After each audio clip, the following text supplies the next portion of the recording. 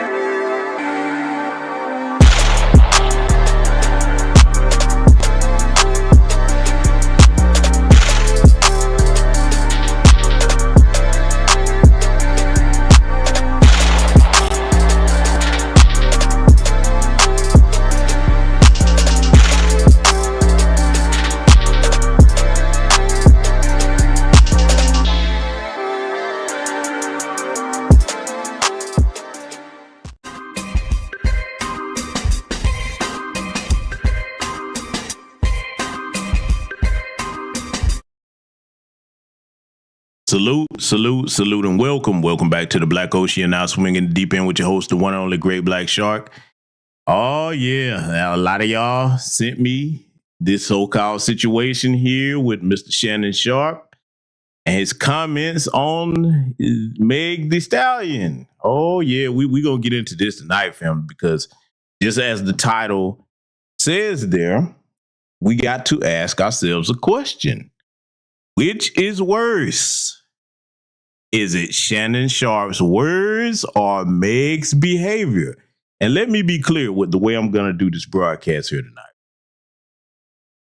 It's Meg Thee Stallion that's the subject of this, what we're going to be analyzing here, but she's really just a metaphor for all of the women in the rap game that carry on her persona. Because see, here's the thing. Let me say this to my sisters, man. There was a time in hip hop where the women coming in had to have actual talent. Yes, I said that, and I'm going to get to why I said it. They had to have actual talent to be considered rappers, okay? To be considered lyricists, MCs. Today, while you have some that are somewhat fitting the mold of a rhymer, difference between a rapper and a rhymer, having people ghostwrite for you, and then you just try to memorize something. You go to their shows, they got their music with the words playing in the background while they're sitting there trying to mouth along. Man, don't get me started on that.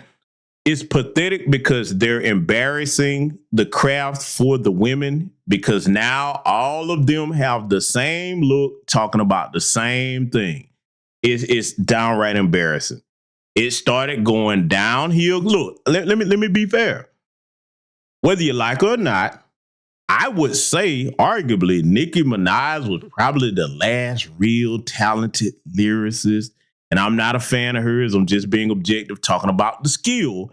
And then, she had the kind of, risque little image or what have you. But see, what happened was after her and Cardi B came out to do their thing, the corporate structure, of the record industry said, yeah, with that, y'all are kind of, degrading yourself, but we got to take it deeper. We got to reach down in the mud.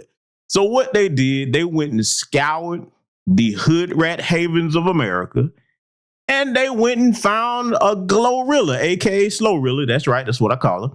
Then they went and found a Sexy Red and a Suki Hunt. They were like, yeah, you help us. Y'all yesterday's news. This is what we need right here, okay? See, you look at this image. Let me take this doggone banner down. I don't need y'all to see this. Let me take this down. See, here's where I'm going with it. You sprawled all out across this stage.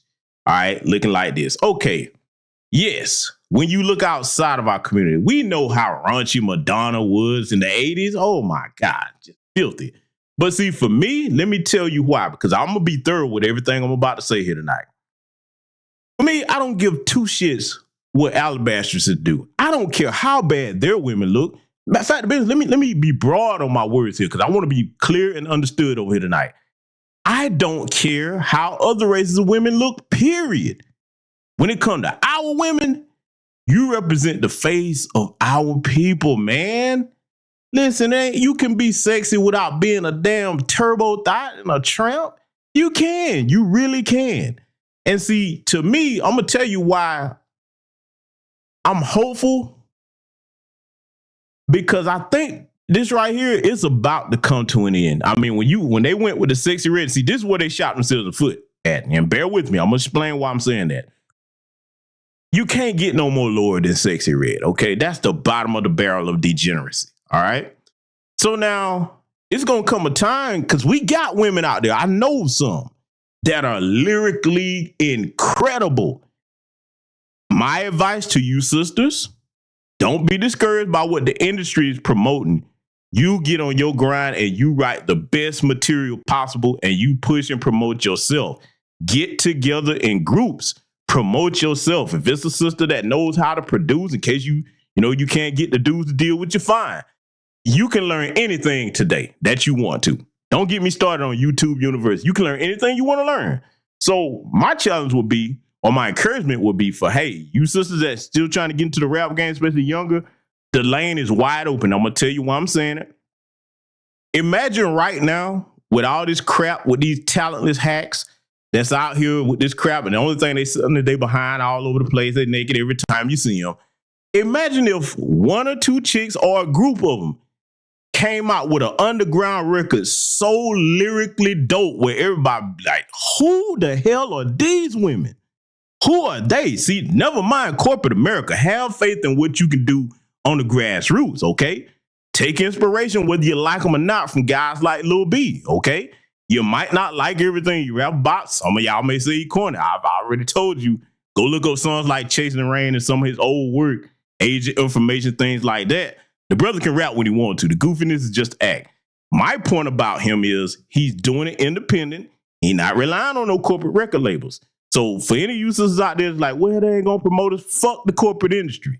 Take this shit back. Get out here and get some lyrics wrote and an album come out with some substance to it and get the people behind you. What happened to your creativity as far as the dances and everything that made female MCs respected back in the day? You see what I'm saying? I mean, I think we're going to see that. Because like I said, you can't get no lower than Sexy Red and Suki Hana and Glorilla. Oh, come on. And I'm going to throw this in here too. You can still be classy and be a female rapper. You can still keep your femininity and be a female rapper. But this crap right here, this ain't it, man. This ain't it. But I digress on that point. We have to get into something else because, see, I already know what a lot of people are going to say. GBS, what about Shannon Sharpe? He did the white women. Yeah, y'all know I don't went in on Mr. Buckenstein here, but, that's not the topic of tonight's discussion. But, for those that want to go there, let me go ahead and put this on the screen here. Let me give you a little reminder because, GBS keeps up with everything. Yes, I do. Yeah. Uh-oh. What is this? What is this on the screen here? What is this? Family, do you know what this is? This, ladies and gentlemen, is Meg Thee Stallion with the little alabaster G-Easy. Now, to shut up those of you that thought that I was going to let her off the hook for this, now. I'm going to play this without the sound so that everybody remembers this with her little thighs wrapped around him. Yes, so I'm not going to play the music because he was saying something there that just shouldn't have been tolerated. The music was, oh yeah, look at this, all this smooching all up on it. Yeah, okay. So see, yeah, that's right. Look, what's the old saying? You might not remember, but Pepperidge Farm remembers. That's right. I just had to get it out the way, at the beginning of the broadcast. So, you know what I'm saying? I just wanted to get it out the way. So anybody like, oh, Shannon Sharpe and the white women, I heard the white boys too, because you think that's the only one you got to be. You got to be crazy. That's the only one that she decided to feel comfortable showing. Okay. So yeah, just get that out of the way. But anyway, so that you understand what type of broadcast is going to be tonight, just go ahead and let y'all know now. So I would be remiss if I didn't go ahead and greet my esteemed guests. Let me scroll up and see who we got joining us here tonight. I see the good sister Patricia Jenkins in the house. Welcome. RY, I see you. I see B1 Vanessa Jones, Artist Doucette, James in the house. Tasha Peters, welcome. I see Patricia Slade in here. V Mosby with some of the cutest legs on YouTube, might I add. Yeah, I'm bragging on you, sister. You got them legs up there in the profile feature. She's very nice. So sweet sister right there. I see the sister BG in the house. I see Seven Skills. Welcome, good brother. I see Hot One in the building. What's going on? I see a Goddess Navi join us with the fabulous Fro. What's happening? I see the brother Bruce on deck here. Let's see my good brother Project Leroy. Oh, we finna get it in tonight. My homeboy American Negro over here. Yeah, you know we're finna be cooking with fish grease. We got to do it. We're going to have some lessons in here for the brothers, too, about how to move wisely. So y'all be sure to stay tuned for that. We're going to break a lot of things down that should have been talked about a long time ago. D. Foster in the house. What's going on? I see Vincent Williams in here. Let's see. Who else? I see my good brother Nightfall Jaw. Salute and welcome to you and everybody else will be joining us in attendance here tonight. So, family, now that you get the gist of what we're going to be discussing, we're going to review some things, okay? And, my good brother Philip Scott brought up some interesting things in a recent live stream that he did about this. So we're going to start here and start reviewing some of what the brother was saying. Because, listen, I'm going to tell y'all something, man. If you sleeping on brother Philip Scott's content, you're doing yourself a disservice across all his channels. Listen, the brother has so many channels that no matter what your taste is as far as media and news, there's something for you over there. The African Diaspora News channel, of course, the one with the 1 million subs. Okay, pretty much geopolitics on that channel. You got the Philip Scott show that covers mostly entertainment news. The Black Congregation channel dealing with mostly affairs of foundational Black American freedom here, our people. Okay, and let's see. I think he has a channel called Malume's Exodus, a travel channel, and the Philip Scott podcast where he be going in on them Democrats. Oh yeah, and I'm finna get right back on them with him too. So. Yeah, y'all got to check that brother's content out. He also has a African Diaspora News Channel app. Okay, I think y'all should check that out and download it because he's gonna bring up something about that a little bit later here in what we're gonna be reviewing, and I'll comment more on that once we get to it. So now that we've gotten all the preliminaries out the way, we'll go ahead and get started, ladies and gentlemen. Strap in. Everybody's going to learn something from this, and yeah, let's get to it. Not gonna take too long, to get this started. So let me go ahead and talk about old Uncle Shannon Sharpe. Now, so Shannon Sharpe has, his podcast, and he has a section of his podcast that he do with former, NFL player Chad Johnson or Chad Ochocinco Johnson. So these brothers, I watched the show many times. I like the brothers. I like the chemistry they have, the things they talk about. A lot of times it's funny. So it's all good. So then they had a recent episode and they were discussing Megan Thee Stallion. Now, we all know who Megan Thee Stallion is. If you don't know, go to Google. Megan Thee Stallion isn't, a gospel singer. Not at all. Megan Thee Stallion is a rapper. She's from Houston. And Megan's lyrics is not something that I would advise you let your children listen to. Megan wears clothes in a very provocative way. Like one sister said, she's sick and tired of the prostitute age, because that's how a lot of them be dressing today, including Megan herself in those videos and things like that. So Megan exudes that. She doesn't exude something respectable. Like you never hear nobody talking about an artist like Sade, right? You never hear them saying nothing about her in any kind of way because she already respected herself. So when you respect yourself, guys respect you. You don't respect yourself and be out here scantily clad, men gonna respond a certain way. But at the same time, we live in a society where it doesn't matter what they do. They can do whatever they want. We as men always have to walk on the straight and narrow no matter what. So Shannon Sharpe didn't understand the day and age that he's in. So let's get into this. So Megan Thee Stallion's fans, they say, are upset with Shannon Sharpe. They're upset with him. Not upset with her for the things that she said, and I've heard what she say in her music, but they're upset with him because they believe that, you know, his recent admiration, they say, for Megan Thee Stallion has been overtly, you know, just not appropriate. I'm going to use that word. So they say during the November 28th episode of Nightcap with co-host Chad Ochocinco Johnson, they say the 55-year-old sports analyst delved into explicit descriptions of what he envisioned doing, they say, with Megan Thee Stallion. So I'm not going to go too far into what he said because, you know, we on, but I will repeat, you know, something he said he'd have us stretched out like 2:45. He said that he would do it 3 ways, and then I'm not going to go deep into that part at all, the rest of what he said. And I say Sharpe faced swift backlash with some online critics accusing, you know, the athlete of verging on harassment, and say they urged the co-host to be more considerate, particularly in the light of recent, you know, SA cases involving several figures in the music industry in response to the situation. And say Shannon Sharpe released another video addressing the controversy, explained that his comments about Megan were made in jest and defended his unfiltered approach on the podcast. He said, I'll tell you what, and say if Meg had any problem with anything that I've said, he said, let me take the time to say I'm sorry, I apologize. Sharpe added before Ultra interrupted him and say, and we love you. And Megan Thee Stallion herself has not responded at all. Now, let me pause right here because I want to touch on a couple of things that the good brother Philip Scott mentioned. Ladies, especially young ladies. Now, I hope this doesn't go in one ear and out the other. Let me tell you something. I'm going to reiterate what the brother said. How you look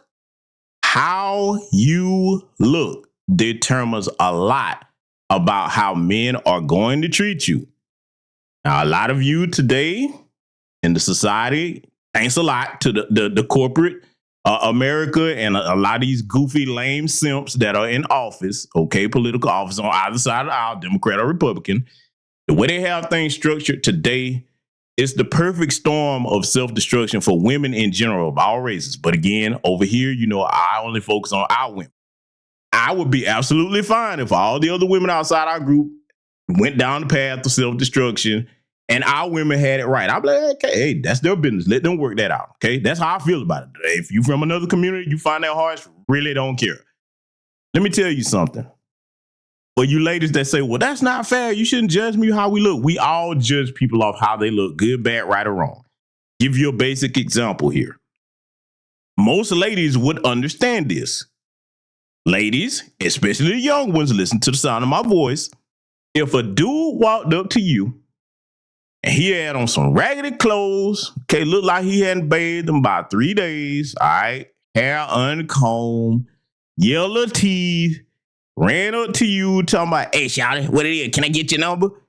You would be repulsed by that, right? Let's just keep it about. You'd be repulsed by that, right?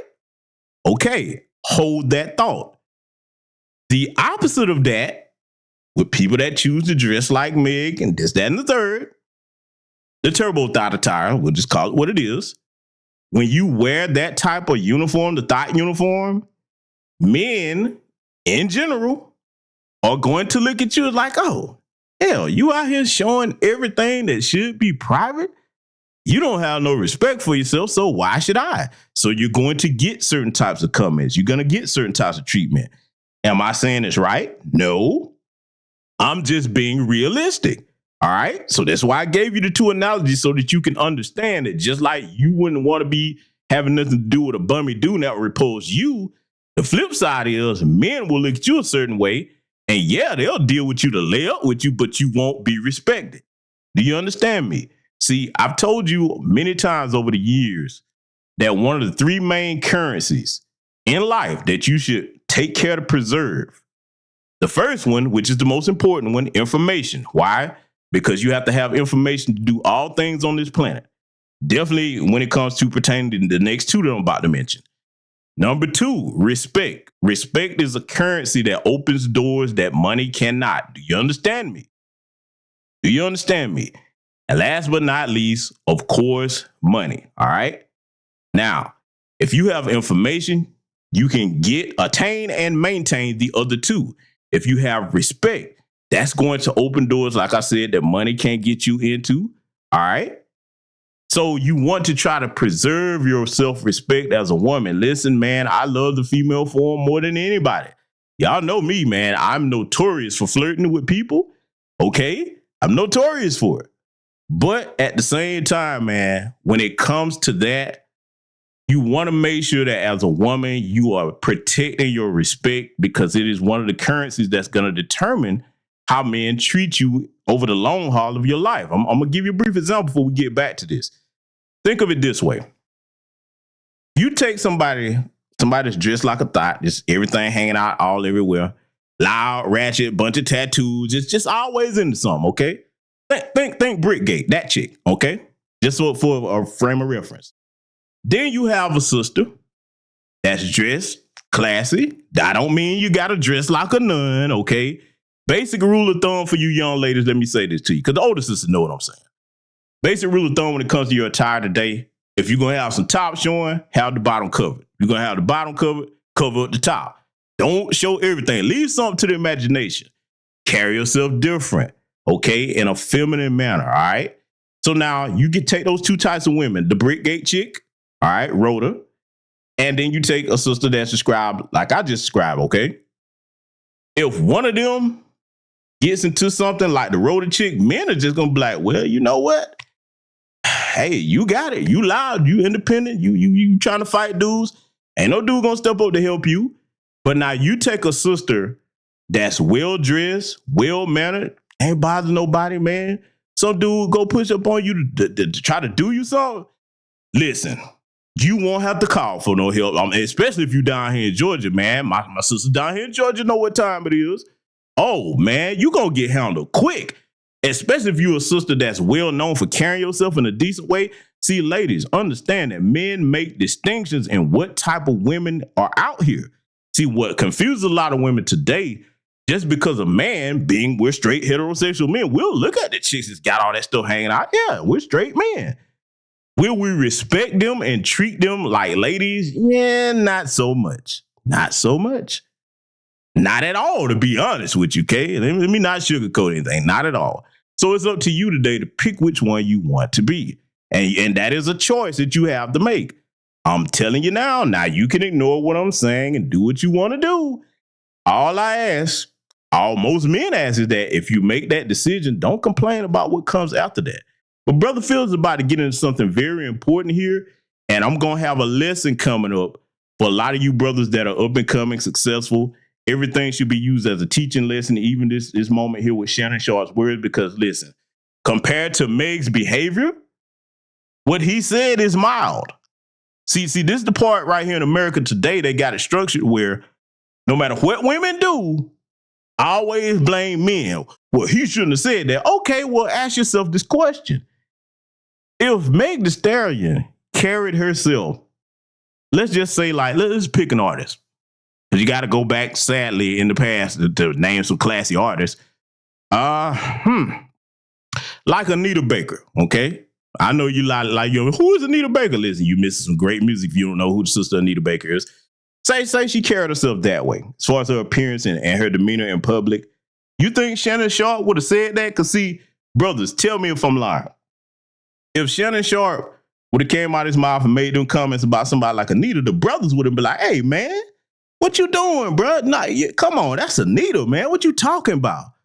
No, that woman don't carry herself like that. Why you coming to like other men would be quick to check brothers? You see what I'm saying?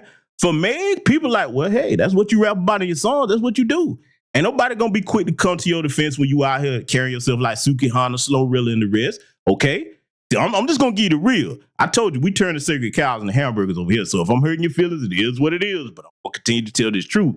We're gonna get back to what Brother Phil is saying and all. Like I said, I'm gonna have something coming up that I want all young black men to pay attention to when I get to it, especially if you're an entrepreneur or a business owner that's already established out here as an older black man. We're going to get to that shortly, though, but let's continue.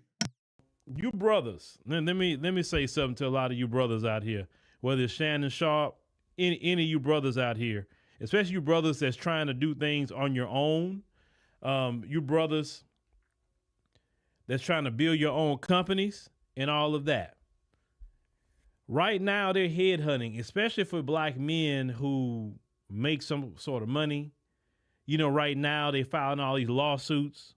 I'm not saying that some people haven't done certain things, but you know, like last time, it was lawsuit, right? Now, people would say, well, Megan Thee Stallion didn't even say nothing about this. The people that follow her do, right? She didn't even address him. She didn't make a post or comment. She didn't call him. She didn't say nothing. For all we know, she could have just laughed at it or whatever, right? Didn't take no, you know how many guys say that kind of comment to Megan Thee Stallion in her DMs? I guarantee you, Megan Thee Stallion show you her DMs, it's been something way worse. And the average woman guys have said way worse to them. These guys are taking pictures of their genitalia and sending it to women in their DMs. Many women have said that, you know, and which is horrible. And I think, you know, that should be criminal, in my opinion. It should be criminal. I think criminal charges should be filed on someone doing something like that. Unsolicited pictures like that, that's, to me, a form of harassment, personally. Now, Shannon has to be careful because, see, this is the thing. Shannon was over there with Skip Bayless, and he was on that show making these people a lot of money. Of course, you know, the what happened with him and Skip Bayless. If you don't know, when Damar Hamlin, you know, with the Buffalo Bills, they got hit, you know, he fell out in the middle of the game. You know, it stopped the game. Nobody knew what was going to happen with their brother. They didn't know if he died. They didn't know anything. Well, Skip Bayless decided to go on, you know, X or Twitter at that time and say, oh, we just got to keep playing the game, you know, get the player off the field and tend to him, but the game got to go on. You know, just extremely insensitive to the player. So Shannon Sharpe at the time took very offense to that because he used to play in the NFL and he know how dangerous that sport is, right? And Skip Bayless did not want to apologize, did not want to back down. He wanted to double down. And it's something that Shannon just felt disrespect and he wanted to no longer be on that show, and he ended up getting off of that show. So Shannon started going more full throttle in his own, you know, media company and his own show, his Club Shay Shay, where he interviews people, which his interviews a lot of times get into hundreds of thousands to the millions. He, you know, have his other show, The Nightcap, with Chad Johnson. It's very successful. So now he's making all his money on his own. Now, of course, he does things, you know, on ESPN as a contributor on First Take. You know, he comes in and out, do his thing. But I like what Shannon is doing. Shannon is doing it the right way. You know, it's okay if you go be a contributor and do something, make a little check somewhere. That's fine. Get it all how you can. But Shannon is building his own platform. And one thing I'm going to tell you, I was thinking about this story, you know, before I say I was do this live on it. You say the show is called Unfiltered for a reason. Yeah, well, I get it, but these people don't unfilter. Now, Ayami asked about my waves. That's just my natural hair. I don't put nothing in it to do that. That's my natural hair. So I just brush my hair or whatever. But anyway, so these folks, you remember the Willie Lynch letter. If you study the Willie Lynch letter, there's a part of it that say we must keep them dependent on us. See, black independence is a problem for the white supremacists. It's a problem. Because the way they keep us in line is to keep you fed. So whoever feeding you has a control over you. So now let me pause it right here because I'm glad Brother Phil is going into this. We're going to pause on what he's saying because I want to go back and bring up a couple of points that he mentioned. Now, I do absolutely agree with him that when it comes to these goofy dudes, it's most of these younger dudes. Well, you know what? I can't even say it's most of the younger dudes. It's some older guys that do this goofiness where you be on these social media platforms, you take a picture of your Johnson, and then you just go send it to a woman unsolicited. Let me tell you something. If you're doing that, you the lamest, most goofy Negro on the planet, bruh. Do you understand how much women have access to seeing Johnson?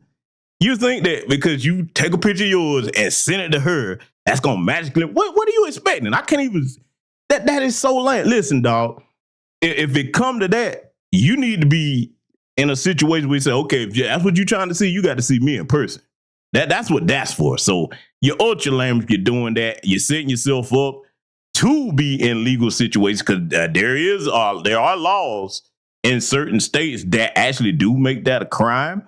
Okay, so I just want to get that part out of the way. But when it comes to what he's saying about Shannon Sharpe not doing his own thing, I'm glad to see him doing that. I've criticized him in the past on many things, but I'll give a brother props when I see anybody making the right business moves. We don't need to be under these white people and letting them use our talent. So I will give him credit for that. But see, when it comes to the business end of things, like Brother Phil was saying about the Willie Lynch letter, keeping them dependent upon us, let me address a couple of things. And like the brother Black Voltron said, you know, the brother, he let his hormones and his emotions get the best of him. And that's something we can never do as men. And like the brother Nightfall Drop is saying here, you know, what he spies about the women that bring the lawsuits against the men is always determined guilty before proven innocent without shred of proof. I'm glad you said that, brother, because see, I want you especially to pay attention to what I'm about to say. If we as men understand that that's how the system is, you know what we're supposed to do? We're supposed to move accordingly and not set ourselves up to be in positions where we can be taken advantage of. Yes, it's wrong, but we must be honest and say a lot of brothers do stupid things like Puffy and the rest of them and put themselves in situations where now you at these people's mercy. So let me tell you something, man. My situation, where I am in life today, I live very comfortable, okay? I don't like to brag about things I have because we're in a system of white supremacy and I'm a black man in it. They can stroke a pen, take everything I got. But I'm not going to throw away what I have behind being reckless and foolish. And sometimes that means even cutting off people that move foolishly around you. Let me tell you something. I've had partners, man, from back in the day that move reckless and do silly things. First, I try to talk to them. Hey, bro, if you're going to kick it with me, you can't do this and bring this around me. Yeah. Okay, all right. I only believe in telling you one time. So they try to move like that and they start noticing, hey, let me just fall back. No, you're not finna jeopardize me. And every time I made that decision, it was the right one. See, when you get to a certain point of success in life where you acquire resources and a measure of wealth, you have to be careful, man. People try to sue you about anything, which leads me into this. And this is the part that I want all ALL capital exclamation point, all young black men to listen to. This is something that if you're a business owner, you better take notes on this. In fact, if you have not shared this broadcast tonight, you need to take the time now and share that with 2 or 3 people across social media platforms. And young and women in the chat room, especially the older sisters that have sons, I'm going to need you to sit down with your son and say, look, son, especially you got an older son that's out here. He's an entrepreneur, businessman. Okay, whether he's in corporate America, I'm going to need you to sit him down and have him review this part of this broadcast. I'm going to let it play without interruption because, see, for me, the way I was taught, knowledge is not only power, but it's also a weapon and a shield. A lot of times the things that we suffer from as black men and black women is lack of knowledge. So I'm going to put y'all up on some game here because, see, some of you might have already seen this, but if you haven't, brothers, this right here is going to underscore everything that I just told you about making certain moves and wise decisions as far as cutting certain things off from you and not moving a certain way, like the brother Black Voltron said, being led by your emotions, regardless of whether it's right, wrong, good, bad, fair, or unfair. If I have advanced knowledge on something and I can see previous examples of how this went bad for other people, for me, I'm going to move accordingly and make adjustments. So with that said, I'm going to show y'all something here, family, and I want y'all to pay close attention to what you're about to hear. This is very imperative that all young black men, black people be aware of this. We're going to let this play. They didn't sue just Diddy. They sued his corporations. They sure did. And they sued his corporations and sued in her capacity as an employee. When you do that, it triggers commercial liability insurance. Yeah. And it triggers another policy called directors and officers. Okay, and we know he's a director of these companies as the CEO. So now you got 2 policies. What happens then is it takes away Puffy's ability to settle. It's not his choice no more. So it's no longer personal accountability. It's his organization. It's his organization. And it's no different than like if you hit somebody with your car. Let's say you have State Farm. State Farm gets to decide to settle, not you. You could say, I didn't run the stop sign. That's not true. They're lying. If State Farm says, we don't care, we did our investigation, we're settling. That's it. That's what happened here. So because they added those claims, the corporate insurance carrier got to say, read over it and say, oh, hell no, we giving her the money. We're hearing you. Diddy's public reputation is done. It's done. Yeah. And if he wants to be able to leave anything to his children, he needs to walk away from all of these corporations. Damn, he can no longer be the head of his corporations. Well, remember, didn't I say directors and officers liability? Yeah. More than likely, what will happen is those insurance companies, they have the ability to say, we won't renew your policy if he continues to be a director or officer.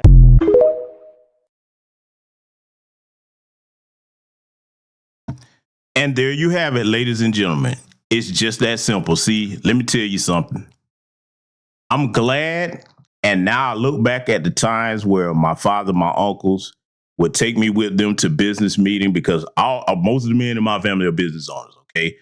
I got schooled to business law at an early age, and my father and my uncles went over that, what she just said, with me. And I remember it vividly. I can remember being a teenager. You know, hey, your dad take you with him. Like, yeah, you got other things you'd rather be doing with your teenage friends. You're young, and you don't understand that he's trying to build you up into a knowledgeable man about how to move in the business world. Now that I think back on that, when I saw that, I said, man, yeah, that's how they do it. And see, let me tell you something. As a man, especially one that's going to be successful, you don't waste time worrying about, well, that's not fair, that's not right. To hell with that. You adjust and be like, okay, this is what it is, and this is the knowledge that's going to protect me from it. See, whining about what they do, what they shouldn't do, what shouldn't be able to happen, that's not going to protect you, okay? What protects you is, to the best of your ability, if you have the right knowledge, you make sure that you are aware and you say, you know what? If I do have to deal with that, it's not going to be because I put myself in a situation or allowed someone around me to put me in that situation, okay? So I want y'all to make sure that portion of the broadcast that we just went over, get gamed up on that, okay? Because see, in my family, all the men, that's what we sit around and talk about, okay? You understand me? We sit around and talk about business, liability. See, let me expound further on what the sister was saying. For those that some of that might have went over your head, have you ever heard of situations, for those of you that follow the business world and the business arena, some of you might be business owners, you'll know the truth of what I'm about to say. That's exactly the situation that Puffy is in. Again, it don't matter about what nobody think about it. It's not fair. We're adults. We're dealing with what is. Here's the deal. A board of directors can say, hey, man, look, you heard what the insurance company said. Now, we got a business run, so we're going to have to vote you out. You're going to have to step down. That's how you get forced out your own company. She's not wrong about that. I've seen that happen many, many, many times. You understand me? To all races of men. So, but my concern is making sure the brothers have the information to say, hey, See, understand this. And I'm going to make this statement too, because a lot of people don't say it like this. A lot of these spaces, a lot of these channels just coddle men and tell men what they want to hear. I don't play that game over here. I'm going to talk to you like my great-grandfather, my grandfather, and my father and uncles talk to me. As men, by the time we get to a certain age, all that being impressed with how women look and all that stuff, you be like, okay, yeah, you're supposed to be in a little life where you done been there, done that. Act like you've been there before, like old people used to say. So when it comes to like being caught up in certain situations with them, I'm going to tell you, man, here's something that I critique Shannon for. It's his show.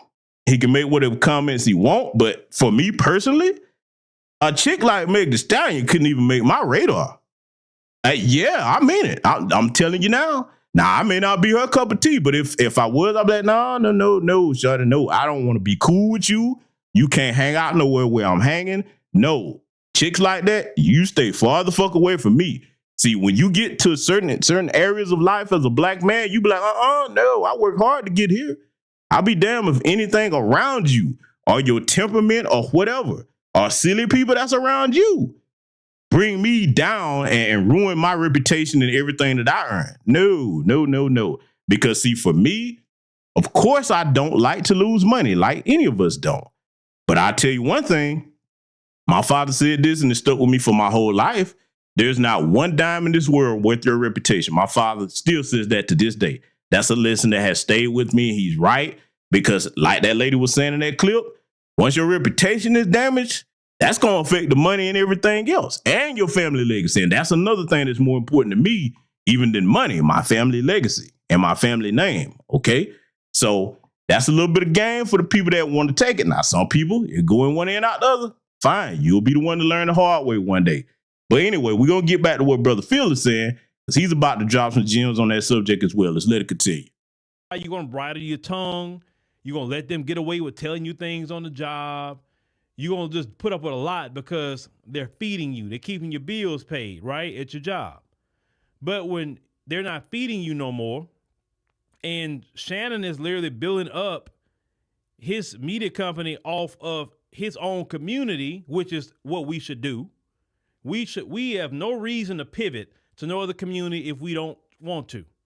There's enough room in the Black community, enough people to talk to, enough people to interview, engage with, whatever, in our own community. We don't have to pivot because I told y'all before, we are the culture that everybody emulates. So why do we need to cross over? Hell, they trying to cross over and be like us. So he's doing it right by going and talking to people in his community. It's great. I like that the brother doing that. Now, if he's making a lot of money, you know, for the folks, and he's starting to pull that back and do his own thing, they don't like that, ladies and gentlemen. They don't like that. They don't like it because, hey, wait a minute, this may become a thing because, okay, he do it. And then what if the other ones start following suit and they all start starting their own shows? And then they're not going to want to be over here with us. I told y'all yesterday, look at Skip Bayless. He can't even run a show without Black men. Every show he got to have a Black dude on it. First, Stephen A. Smith. And then after Stephen A. Smith, Shannon Sharpe. Shannon Sharpe leaves. Then he's over there with Keyshawn Johnson, Micah Irvin, and Richard Sherman. He cannot run a show without Black men. And that's absolutely correct because, see, I'm going to say something that even white people know is the truth. They know most of their people are boring. Very few of their people on TV have the charisma to hold a show where it keeps your attention for a prolonged period of time. Black people, especially Black men, we are charismatic and naturally seasoned, okay? Nobody wants to tune in and see Count Dracula's clone, Skip Bayless, running his mouth about anything. And see, for me and brothers like Phil that are business owners, we want to encourage ownership. That's why every time you turn around, you hear us, we talking about ownership. Make sure you got your thing set up where one day you can be your own boss, okay? Or you should be working towards it. Because, see, working for them folks, they're not going to ever appreciate you for one. And I'm going to have some commentary coming up on that soon in the next couple of days about, making sure you appreciate yourself and not giving everything to these corporations. That's going to be something everybody's going to want to check out. But when it comes to that, see, one of the things, and I got to say this like it is without sugarcoating it, Shannon Sharpe, Hall of Fame athlete. We're not talking about anything personal right now. We're talking business. Okay, I know the men don't understand this, but I hope the women pay attention to what I'm about to say. We ain't talking about nothing personal. We're talking about his accomplishments. Hall of Fame athlete, one of the best to ever do it at his position, okay?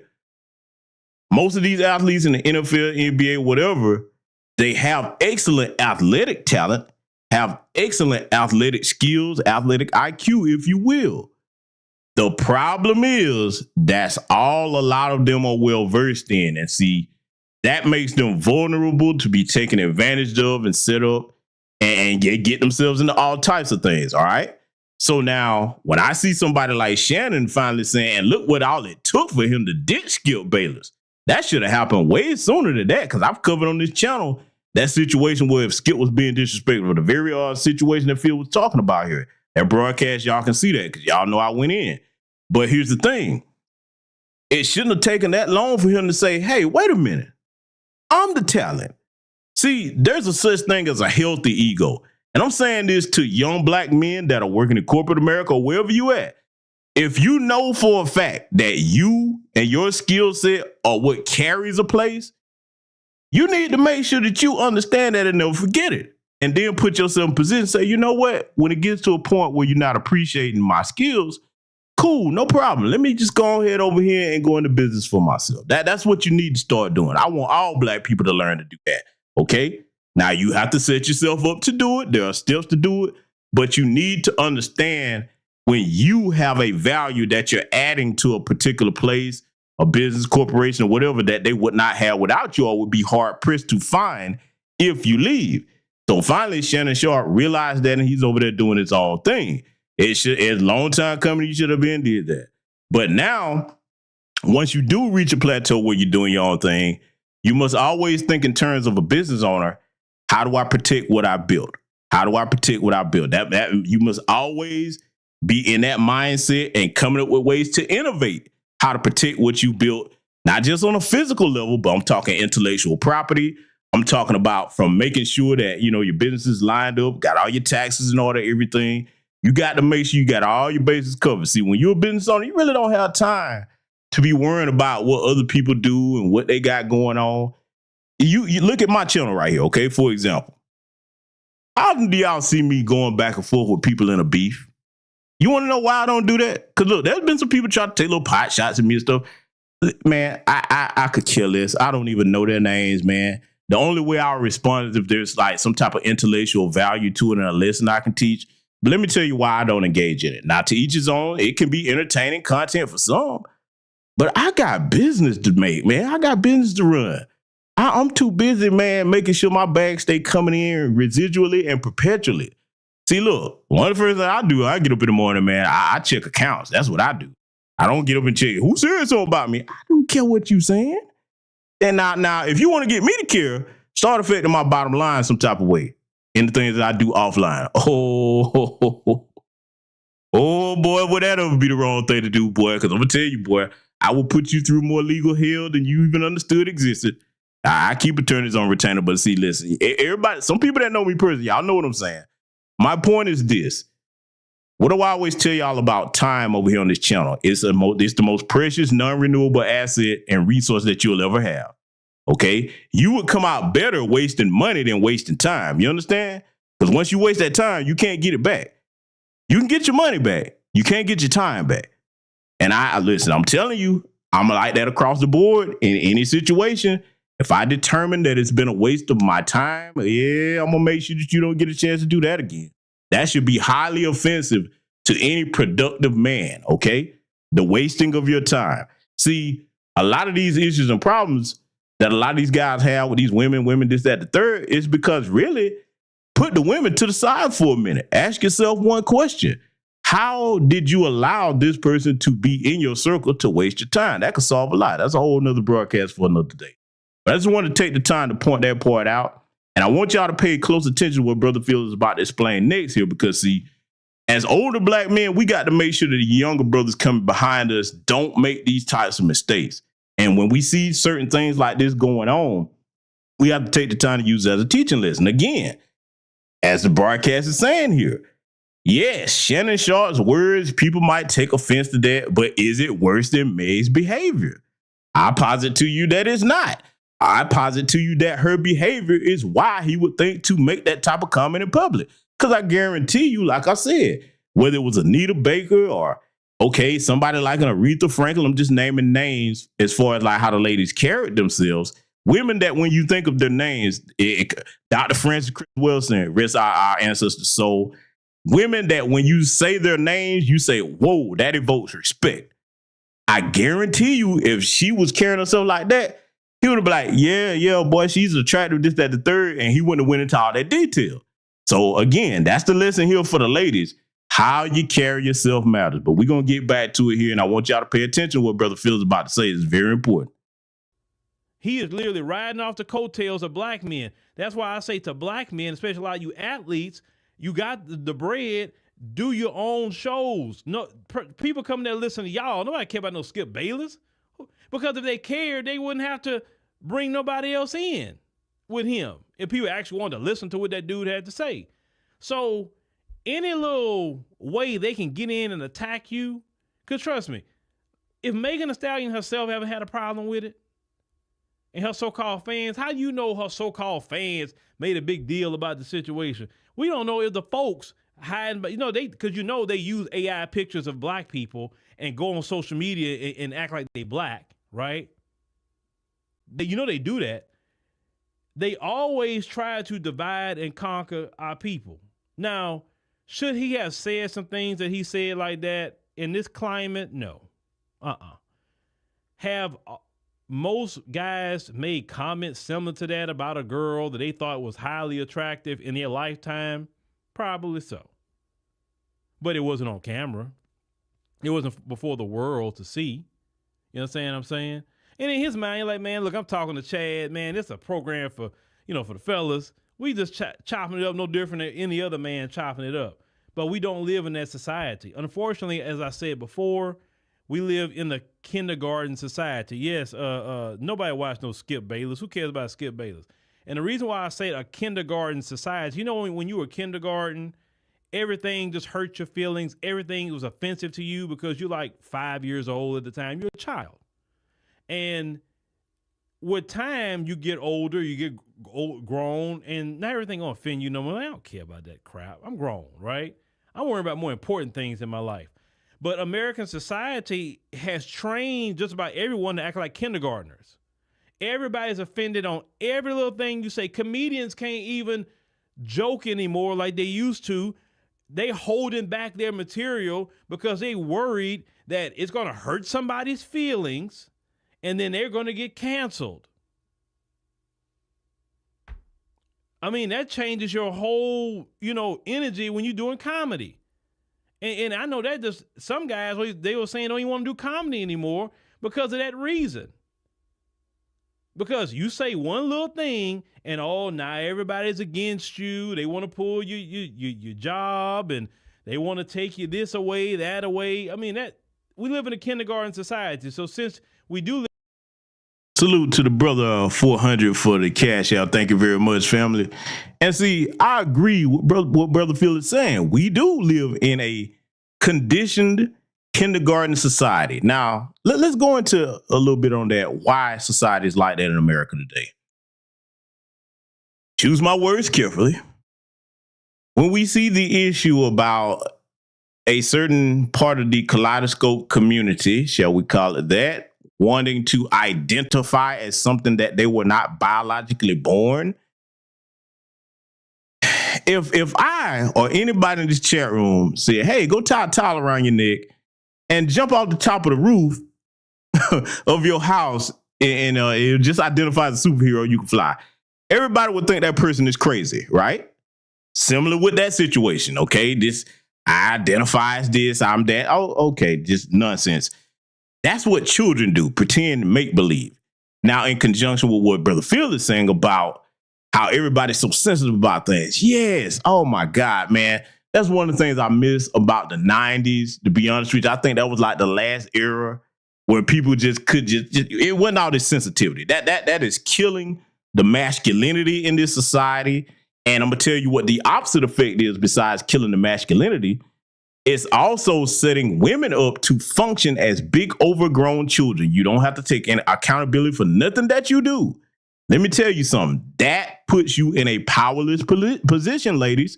If you don't take accountability for what you do as a person, period, but we're talking about the effects on the women, that takes away your power. Why? Because I've said it many times over the years. If you're the type of person you want to take accountability for things that you're responsible for, then you're not dealing with the world as it really is.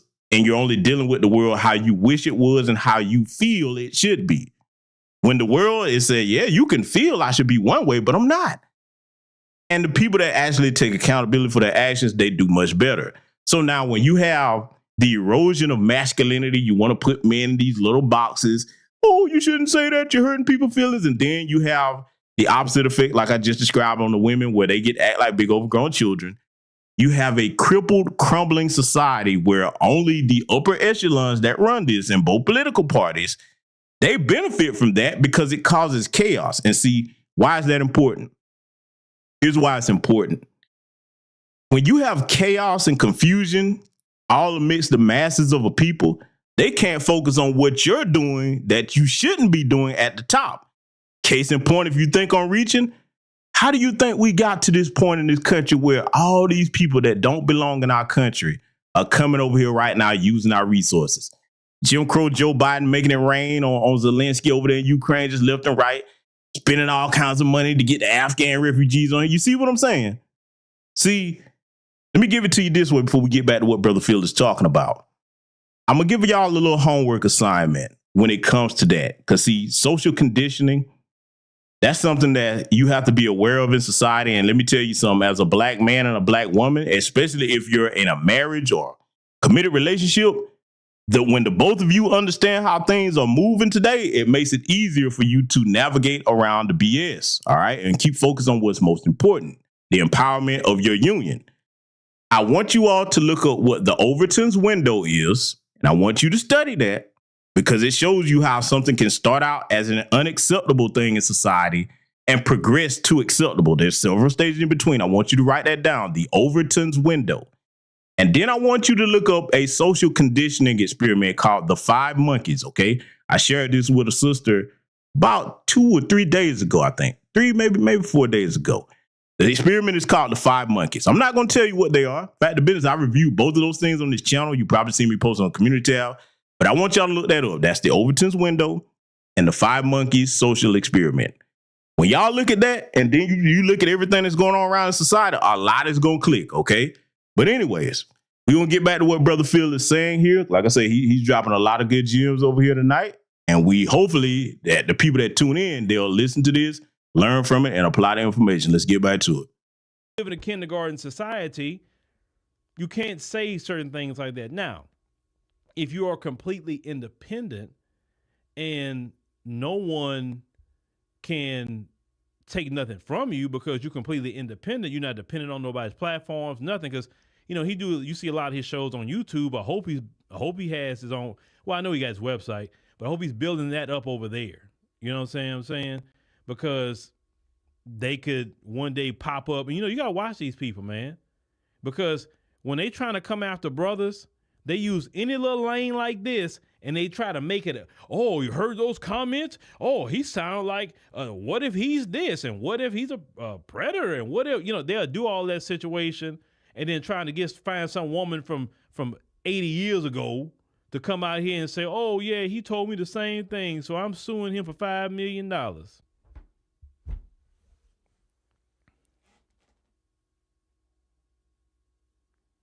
Miss Williams, you say you don't know what he said. Well, you kind of came late. You're going to have to rewind. Basically, he was talking about Meg Thee Stallion, and this is just a paraphrase. He was talking about, if he had a chance to, be intimate with her, what he would do to her. And, he kind of said it in a way that would be kind of, in this day and time, very improper. But like I said, her lyrics has been worse than what he said. And yet they're coming after him. I haven't seen nobody come after her about her lyrics. And her lyrics is going to everywhere. Children even hear these lyrics, but they're coming more after Shannon Sharpe than they would her. But like I said, in this society, people like her and the rest of the gang can get away with that. Men. Now, we got to pause that right there because, see, again, y'all saw the broadcast that I covered where I showed you exactly what Brother Phil was mentioning about how now these turbo thought so-called artists are affecting the next generation of young children. If you missed that broadcast, go down my archives in the live section, you will see it. And nobody has yet has been able to argue with what I said in that broadcast because I showed you what I was talking about. You seen it in real time. Okay? Understand something. The same people amongst us, black men and black women, we actually think about that logical question that Brother Phil just asked. If you're so upset with Shannon and what he said, oh, it's so wrong. Okay, fine. Great. Got that part. Done. We agree. Why aren't you so upset at her and her behavior with her lyrics that's influencing these children? Huh? See, what I just said right there and what Brother Phil just said. In America today, it's designed to keep you from thinking. Like the old joke goes, hey, think while you can. It's not illegal yet. They working on it. When you apply logical thought to things without making excuses for stuff, then you start to say, you know what? Yeah, that's a point. So if you got a problem with one, you should have a problem with the other. But see, that's too much like right for those of us that actually use our brains to think critically, okay? But it's right nonetheless. So Brother Phil is going to go into a little bit more here that's very important on this particular subject, and we're going to get back to it right now. We are the group that is held to a higher standard. But yet they talk about society is supposed to be equal.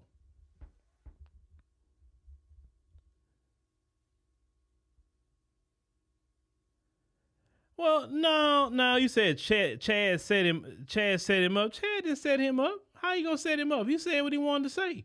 Now, if he wanted to say he thought she looked good, that's all he had to say. He didn't have to go that deep into it. Chad didn't set him up. No, not at all. We choose our own words. We choose it.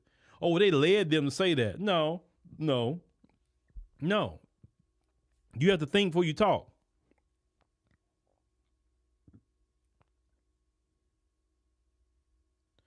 He said, see, I remember them tough skins, Damon. I had them doggone tough skins. I had them long time ago because I was a real boy. You know what I'm saying? Boys used to put holes in their pants all the time. Yeah, I had them things. Well, nobody listens to anybody who got sense. What? Oh my God. So let me, I'm about to go there. Hold on. This lady is in here named,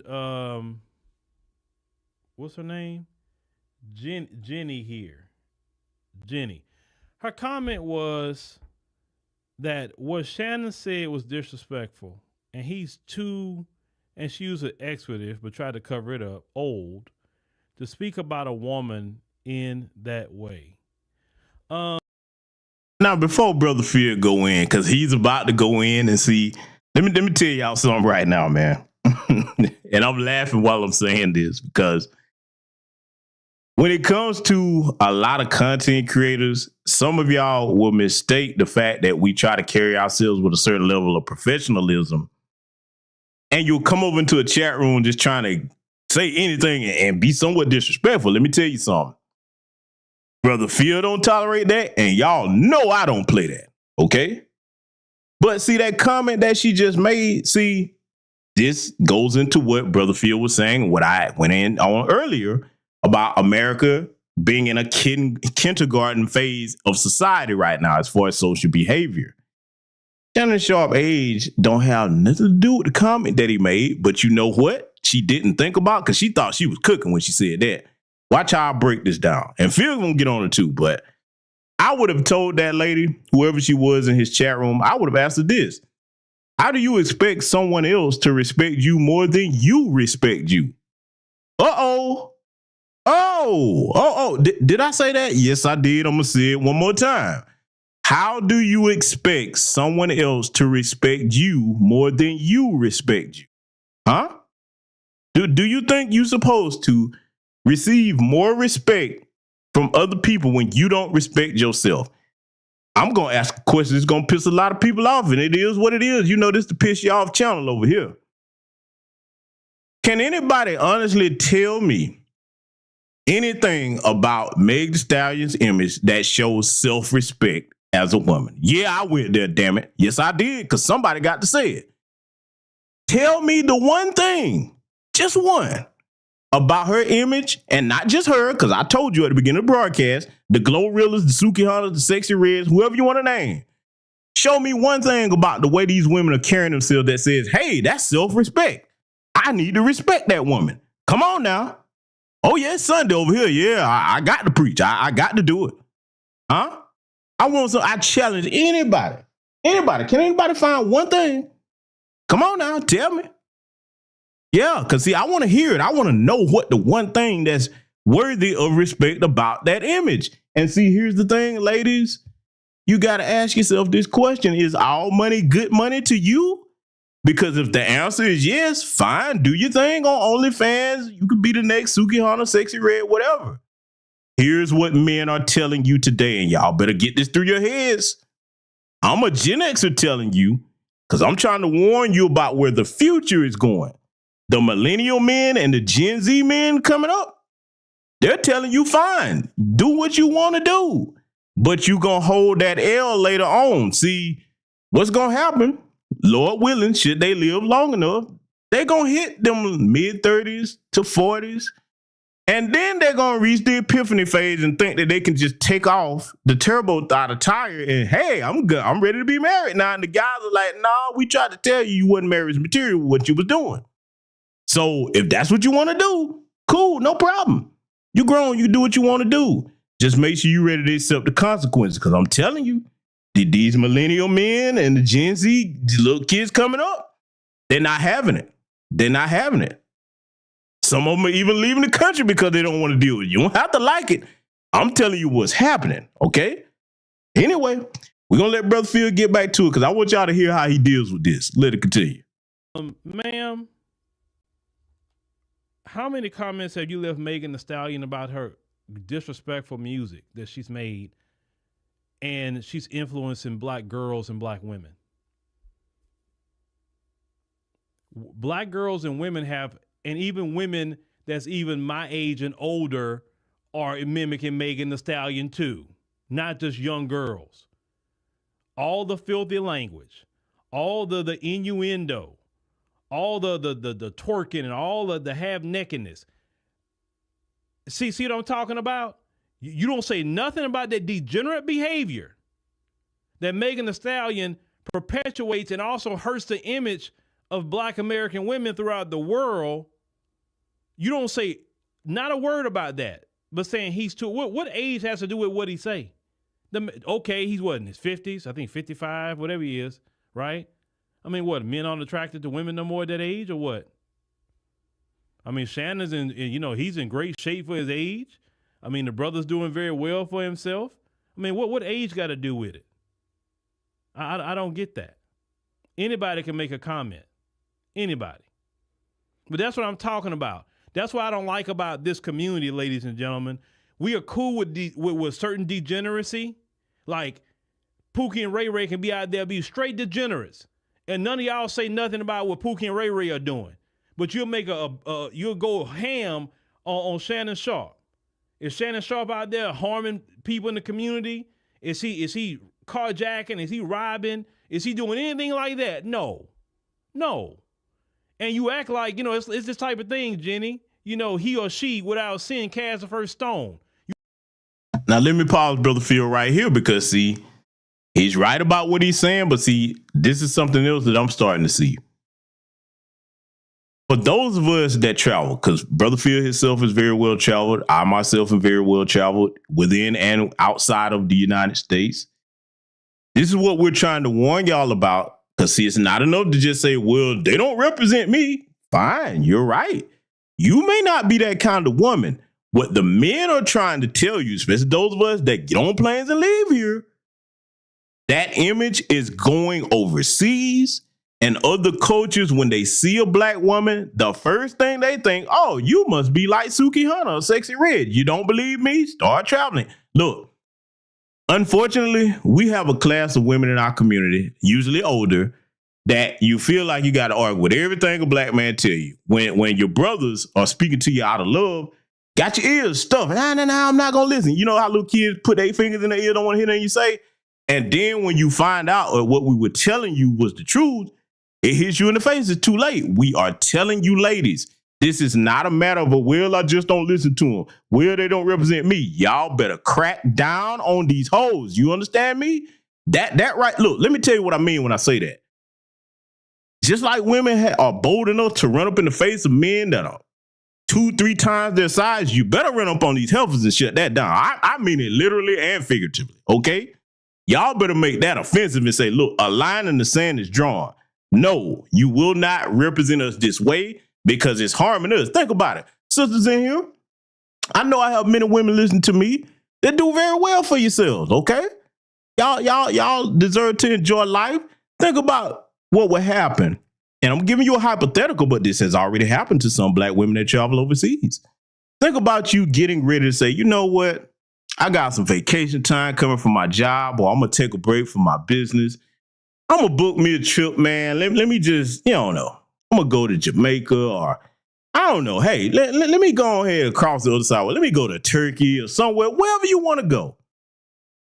When you get there, you don't carry yourself nothing like a Glorilla Meg Thee Stallion. But then you start getting that kind of treatment. Do you understand what we're trying to tell you here?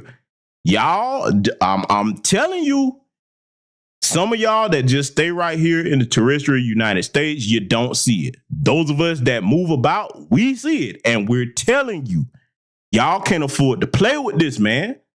I can't say it no other way than that. I'm your brother. I care. I'm trying to warn you. So this is what Brother Phil is trying to do. But he's about to finish, handling this ignorant sister here that was in his chat room because, man, I've said this before and I'm going to say it again. Sometimes when black men are trying to teach a lesson or trying to talk, the best thing some women can do is just close your mouth and listen. Close that mouth and open both of them ears. Some of y'all will be a lot better off if you learn to do that. Because, see, I'm going to tell you one thing before I get back to it. White men, Asian men, Hispanic men, East Indian men, Arab men, they're not going to talk to you like brothers like Phil and myself are. We talk to you that way because you're our women and we care about you. Sometimes bucking against us when we trying to educate you on certain things, okay. Don't say nobody didn't tell you. For those that applies to out there, listen to the sound of my voice because you can't say you wasn't told, okay? Men are trying to warn y'all about this. It's not harmless. Again, you better go down in my archives and check out the broadcast that I did showing you how that's influencing these little girls out here. The little girls are the future generation of women coming up. It is warfare when you poison and corrupt the future generation of a people. The little boys or the little girls, because you effectively destroy that society's future. You understand? I'm just putting it on you like most people want, but let's let it continue. Act like you ever said something disrespectful about somebody. It just wasn't on camera. I don't like the self-righteousness from people, man. Like you never done nothing. You never said nothing out of line. We all done said something out of line. It just may not have been on camera.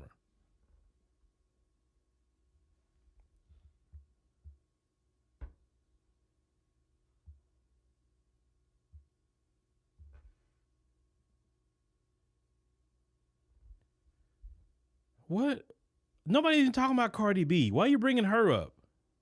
Nobody's bringing up Cardi B. So they all degenerates today. What they talk about? Where's the you always talk about positive people. Where's the positive female rappers at? Where they at? Where are they at? And let me pause that right here because he brought up something a very good point. And I spoke about this at the beginning of the broadcast.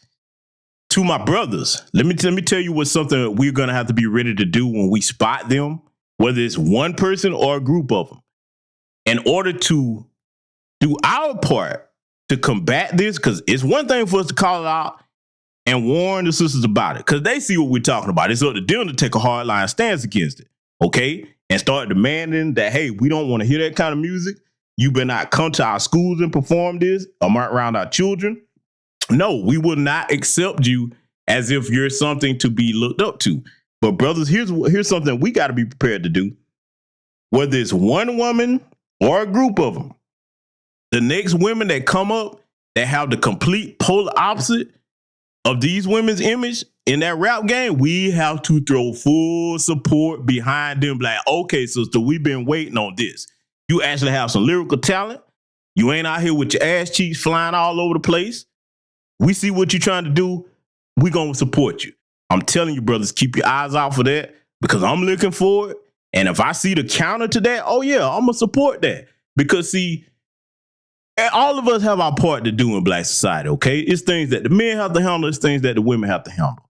But, see, when we see that kind of change coming, because, see, I understand how women in general, I'm only focused on the ones in our community, but women in general, they need encouragement, okay? They do. They do. I don't care how tough they try to act. Look, I'll give you a basic example. You ever notice why you don't see a lot of female content creators? Because see, women are not really natural builders like that. They want to walk into something already built and just press play and just go. It takes work to build up a platform, and a lot of women just don't have no staying power.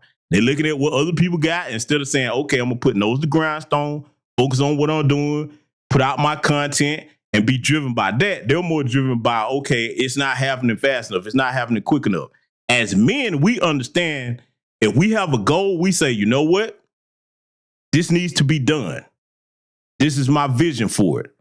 I'm going to get it done. I'm not looking at what's on the next man's plate. I'm not worried about where their numbers are, who got this. No, I'm just going to grind and get my message out because that's the passion that drives me internally, not externally.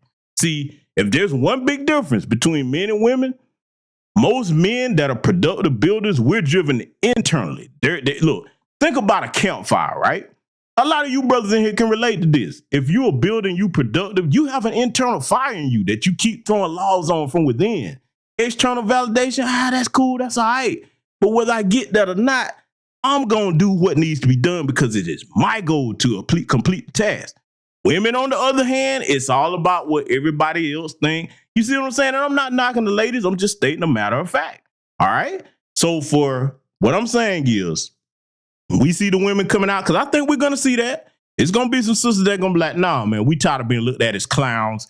There's more to us in the rap game than how we look. We're going to get this thing back to some lyrical science and actually be known for something. Because see, years from now, you think about the artists that have staying power, whether they're men or women. They're remembered for their talent. They're remembered for how they changed the game. You see what I'm saying?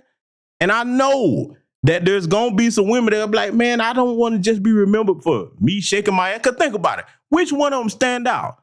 What's the difference between Meg Thee Stallion, Glorilla, Suki Hana, Sexy Red, and anyone you want to name? What's the difference? They got the same thing.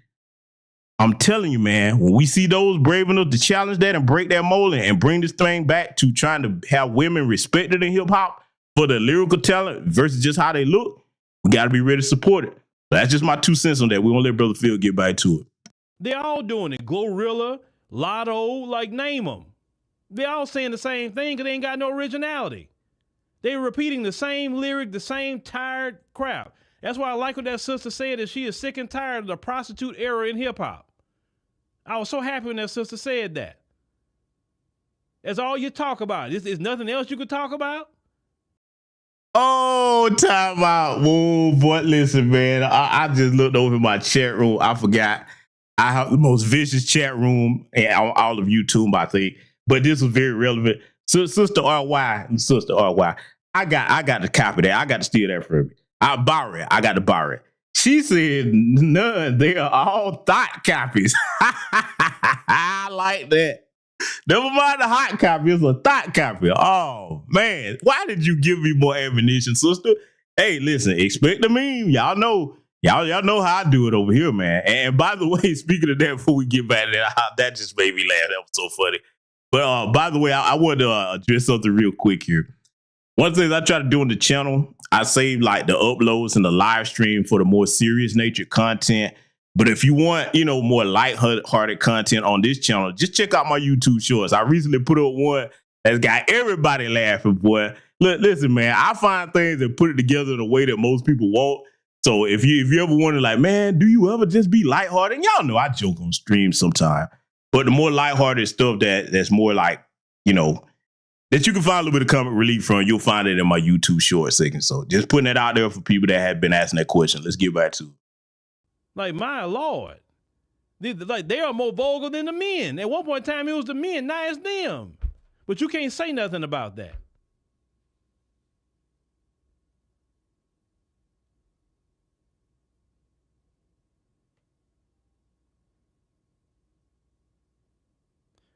Nah, but hold on. And that kind of comment, let me go ahead on and I'm gonna do that. Let me go ahead and get Jenny out of here, because one thing I don't like, I don't like self-righteous people who act like they never said nothing. I don't like people who don't talk about the real issues. Man, listen, I hope y'all understand. If you go over to Cutting Fool and Phil chat room, he'll get you up out of there quick. Hey, Brother Phil, if you're listening, man, I'm going to tell you something that would be hilarious. When you start kicking the trolls out, you know that airplane sound effect that you got on your sound deck? Man, start hitting that when you eject them, man. I think I'm going to have to get me a sound effect for when I start ejecting some of these trolls. But for the most part, we don't really get a lot of trolls like that. They know what time it is. You got one good time to troll, then we're going to eject you up out of here. But Brother Phil, if you happen to hear this broadcast, man, start using the airplane sound effect when you eject them out. I think that would be hilarious. But hey, let's let Brother Phil continue. These young ladies out here is doing all this degeneracy. They're not going to get a husband. For the most part, it's going to elude them. Not a real man, a simp maybe, but not a real man.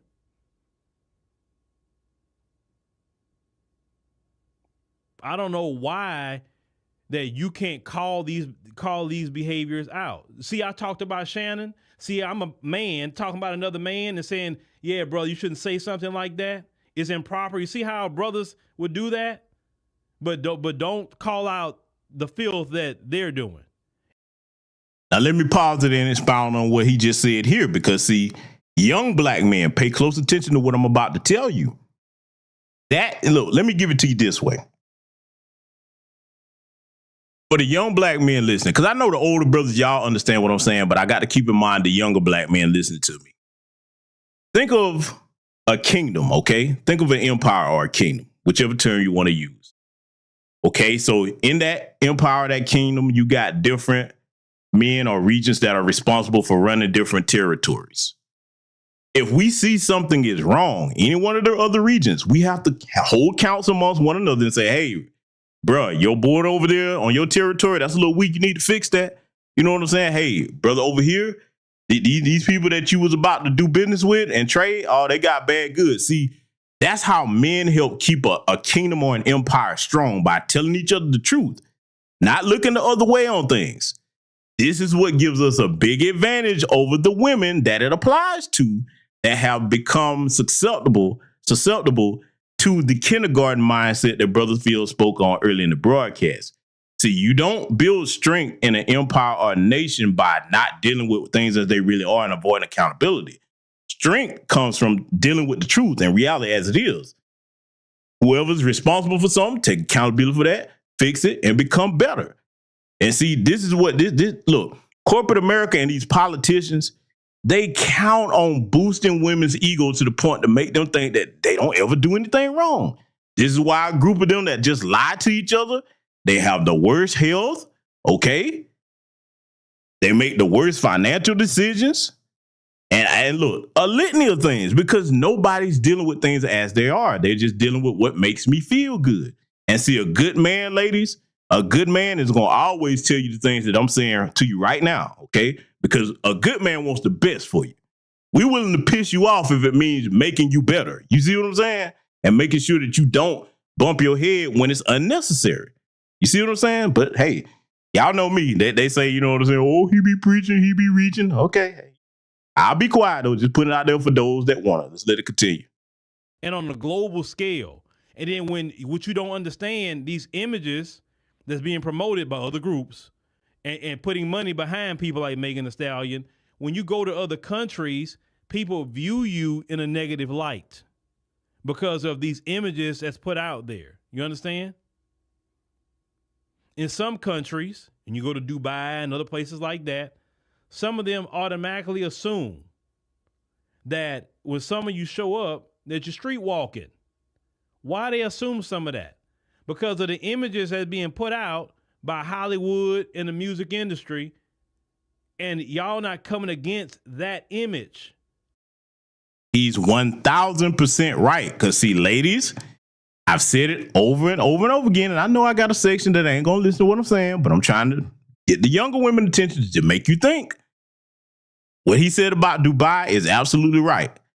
Several countries over there, United Arab Emirates, but I'm going to tell you, places in Europe, okay? A lot of these different places that y'all want to go to, up and travel to, let me tell you one bad thing rather that's really making making them stereotype you.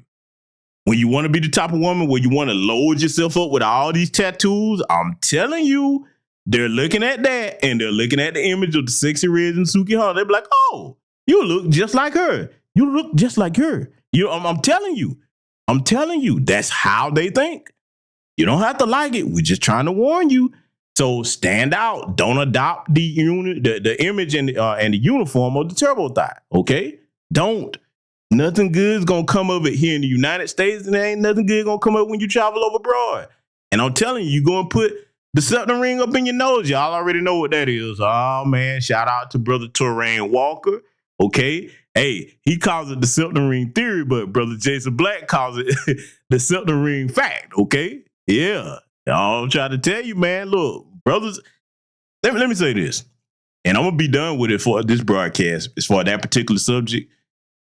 Men are taking notes today about the qualities and the patterns of women that are not worth dealing with, from the attire to the way they speak, how they carry themselves. And they're like, okay, cool. You can't change them, but I know I can change who I choose to deal with. And to those men, you're absolutely invisible. Now, I already know what some of them are going to say. We still get men. Yeah, you do. What kind of man are you getting? You getting the low life, weak spine, homosexual class of males that ain't worth it. They looking on you for everything. And look, some of them, the homosexual class, hey, listen, they spend longer in the mirror than y'all women do. Hey, and look, I'm gonna tell you right now, you got to be a sad excuse of a woman. If you dating a man and he got a purse just like you, listen, man, you know, I'm gonna leave it alone, y'all. I'm just saying, let's get back to it. Y'all would defend that image. I'm talking about those who are doing it, not all. You would defend that image, which that image is horrible. When the image of black men and black women, if you look at our image historically, it was never that. How do we go from the most, respectful, moral people in our dress, in the way we present ourselves, to now accepting just degeneracy and filth? How do we get to that point? If you go look at the pictures from like the 1960s, hold on, let me go get a picture and put this up on the screen here. Give me a minute. Let me go find a picture from the 1960s. Let's see. Give me a second. 1960s. Okay, let's see here. All right.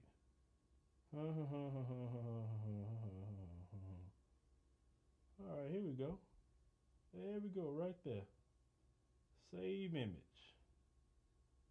Give me a second. I'm gonna put this up so we can look at this right here. All right. Boom.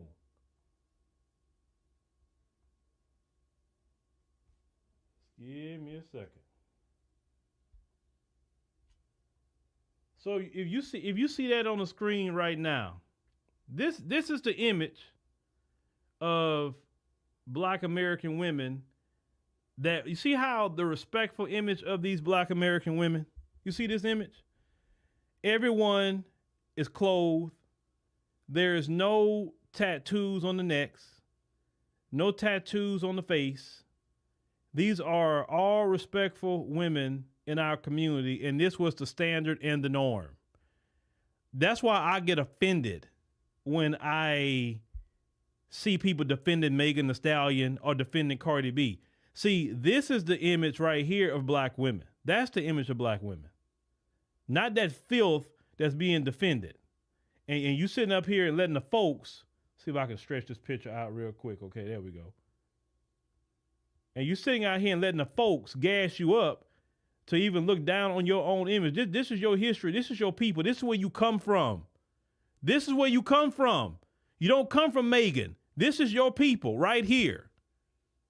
And everybody's saying how it looks classy, it looks nice. That's your people. That's your people. So don't tell me nothing about what we see today, which is horrible and is low class from who black women really are and who they've been in this country. Let me go find another picture, because see, I guess you gotta be reminded where you come from. That don't make sense. Let me find another picture here. Hold on. Let me see here. Who are these? No, that's the folks. I don't want to find. I don't want no picture of them. Hold on. Another picture from the 1960s. I'm gonna put up here. Hopefully it show on the screen. Give me a second. Image. I'm doing. Oh man, it's not. That didn't work. Hold on. Give me a second. Let me see if I can find another one. God, that was an awesome image too. Okay. Yeah, there we go, right there. God, man, don't y'all hate when they had those WEBP files? I hate that when I'm just trying to find something. God in heaven.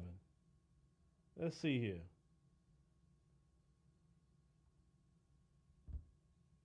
Hopefully this picture right here. Yeah. Okay. So this right here is some sisters. Let me put that on the screen. That just got out the church house here. Now let me pause it right there because I can't do nothing but co-sign what he just said right there about that image. And see, let me tell you something.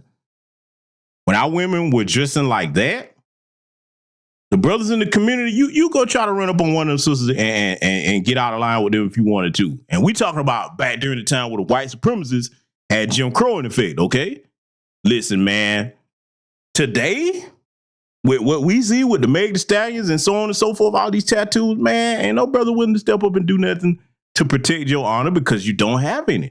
But see, I'm going to do you one better. I got a picture I want to show you here from that time period. Let me show you some. Check this out, family. Now, I like this one. You know why I like this one? Because you got the brothers in there with the sister. Look how this sister is dressed, family. Look how that sister is dressed. She's going by the rule that I told you earlier in the broadcast. Hey, if you're going to have something up top showing, mild cleavage, everything else downstairs is covered up. See, a woman that's dressed similar to that, because I get it, we're in modern times, just update your fashion with the same template. A woman like that, watch this. For all the men in this chat room, if you were going to choose a wife that you would be proud to say, this is my other half, this is my representation, give me the fire sign and emoji in the chat, okay? Throw that fire sign emoji there. If that's the type of woman that you would want to represent your name, your legacy, be the mother of your children, back to business, even if you weren't married to that type of woman, the women in your family that dress like that, are they quick to get protection from you? Give me the fire sign emoji in the chat if I'm right about that, fellas. Sign off so these ladies understand what we're talking about when we say, hey, listen, this is the image of the type of women that we want to be with, okay? Sign off. Let them know, man. Let them know. Put them fire sign emojis in the chat, man. If you're a man in here, you agree with that's the type of image that you want in a woman that you would say, okay, I choose for her to be my wife because I don't have to worry about her showing the world what's supposed to be for my eyes only, causing people to approach her a certain way. I ain't got to worry about nobody making comments about her like Shannon Sharpe did Megan. You see what I'm saying? Let these women understand that this is what we want. To the ladies. To the ladies. Look at how these brothers are dressed here, man. Suited, booted, nice, well-groomed, okay? They got a bunch of tattoos everywhere. All them brothers right there look like they're respectable, but they look like they'll handle you if they had to, too. And if anybody try to run up on that sister in there between them, I guarantee you every man in that picture be like, ho, ho, they will put her behind them or in the middle of them, be like, where you think you're going, partner? Huh? You see what I'm saying? See, we trying to get it back to a point where we get our people to think. You see what I'm saying? Because this is insanity what we're dealing with here in America. And I already said it again. I'm going to say it one more time. If it was everybody outside of us that was insane, I would be cool. I have an issue when it's our women, okay? I have an issue when it's affecting our community. So what we're showing you is these are the types of women that get the respect. Listen, man, I'm going to say this before we get back to what Brother Phil is talking about, because he's going to show another great picture here. The problem today, and I saw when this transition, most of us that are Gen X's, we saw the great transition. When you had today, on these different social media platforms, most of the women want to put things that are supposed to be for behind closed doors out in Front Street. Sure, you can do whatever you want, but the men, your respect level amongst the men are going to go down. Sure, you'll get male attention. All straight men will look. Will you get respect, though? See, you got to make a choice. Do you want the attention more than you want the respect? Because, see, the attention that you get, and then I'm going to say this for the youngsters that may be listening before we get back to what Brother feels about the show. Ask yourself this question. As a black parent, you may want to teach your young daughters this. All the attention that you might get from social media by being all exposed online, do you think you can trade that attention in, all the likes and all the hearts and thumbs up? You think you can trade that attention in for a good husband when you get ready to?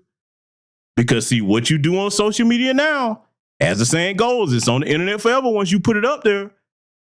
The men that you are going to have to select from to marry, and if that's in your future, they're going to remember you when you had OnlyFans. They're going to remember you when you was Instagram thought with your cheeks hanging out. Don't no man wants a woman that everybody done seen something on.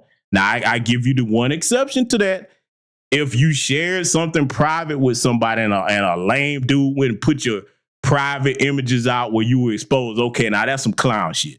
Most men are not going to respect that, okay? That's the one thing that a man will give you a pass on. But now you just willingly doing that, okay, hey, you belong to the streets. So ask yourself, can you trade that attention in for a husband? Now, I want you to ask yourself this also. Do you think you could trade in the respect like this sister is exhibiting for a husband? Huh? So you got to choose. You're not going to be able to have the attention online and the respect of men at the same time. It's just not going to happen. I don't care what corporate America promotes. I don't care what groups of your turbo thought friends tell you. The men have spoken. You will not have the attention of being half naked online and the respect from the men. It just ain't going to happen. Okay? So I'm just making that clear. I just wanted to share this image with y'all because, see, those of us with these platforms that actually care about our people, we try to do the work of reminding our people where our souls were, what we were when we originated, you know, from before we got to this corrupt state that they've got a lot of our society in.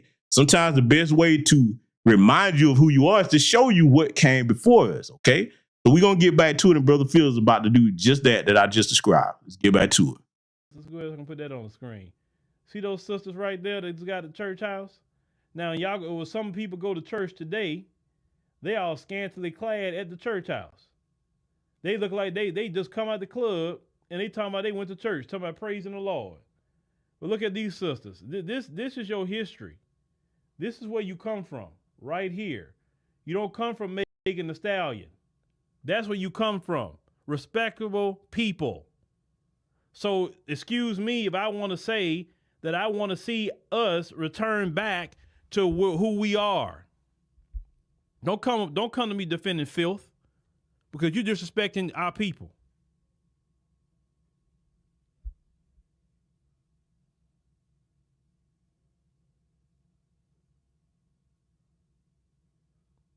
Now, did this person say these women look overweight? Are we talking about obesity?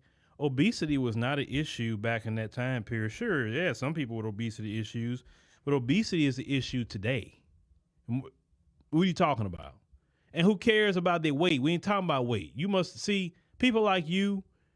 I can easily tell either you got ADHD or something because we're not even talking about nobody's weight. We're talking about class. We're talking about the history of where black men and women came from. Because even black men were walking around with tattoos on their face, their neck. They wasn't sagging their pants. They weren't looking silly out here. They wasn't making a bunch of babies. They was making families. Now, let me pause it right here because, see, that right there what Brother Phil just had to deal with from that troll, because I'm going to call him what he is. I can't stand that. That's something I don't have a zero tolerance for on my platform. If we trying to make a point about a particular thing, then I see somebody in the chat, what about this? What about this? I'm like, am I talking about that on the screen? No, I'm not. See, that troll that Phil just had to deal with, calling still trying to be cute. Let me say something about that. Because that was a dude. That was a dude. The difference between grown men and little boys When grown men come together to discuss business, ain't nobody playing. Ain't nobody playing. We focus on the business at hand. This goofball, those never look overweight though. They look fat. Ain't nobody talking about that jackass. Oh, see, Brother Phil is a very, very patient, nice guy. Y'all know me. I'm going to tell you something, man, that my uncle said when he got to know my personality. He said, man, some people have a short fuse, a long fuse. He said, but nephew, you ain't got no fuse. I'm like, yeah, I really don't. When it comes to nonsense, I don't. I don't have a fuse when it comes to that. I get you up out of my chat room so fast, boy. Well, Brother Phil was trying to, because you got to help educate your people. But the ignorance sometimes, man, that's a test to deal with right there. Like he said, the main point was to show the image of what our people used to be. When nobody talking about nothing else. And see, men like that, or males like that, shall I say, that he had to address in this chat room, they'll be the one that always miss out on the bigger picture of things because they so busy trying to be a comedian. They're so busy trying to deflect and not focus on things. See, that's a feminine trait in itself, especially when a man, look, I expect that from a woman. I expect that when you're talking about something, women try to change the subject. What about it? That's in their nature. That's what a lot of them do. When I see a man doing that, I'm like, oh, God, this boy ain't going to make it. See, before we get back to it, let me tell you something, man. And we was in a survival situation as a group of men, and we got a goofy in the group like that. Look, you got two choices. We're going to either let you go on your own, or we're going to have to deal with you and get you up out the paint. Because you a threat to the survival of the group. You can't have stupidity with you in a survival situation. Just think about that, fellas. Am I wrong? I just wanted to address that part there. But like I said, Phil handling him with class. Y'all know me. I would have roasted him and then booted him right about my chat room. But hey, let's get back to it. That's not where we come from. So I would never accept the degeneracy. I will never accept the filth. And I will never also just say it's all white supremacy's fault. Because at the end of the day, we all know white supremacy don't make you lay down with a woman. Let's call that what it is. White supremacy don't make me put on any article of clothing I put on my body. It don't. White supremacy ain't made me tattoo myself, which I don't have a liquor tattoo on my body. White supremacy don't tell me how to style my hair. It don't tell me how to raise my kids. It don't tell me anything. I'm gonna be honest with you. I'm a black man in America. White supremacy don't tell me crap. You choose to do that crap. Now, white supremacy is over the system and all of that, yes. Do it influence and all that? Yes, we got that.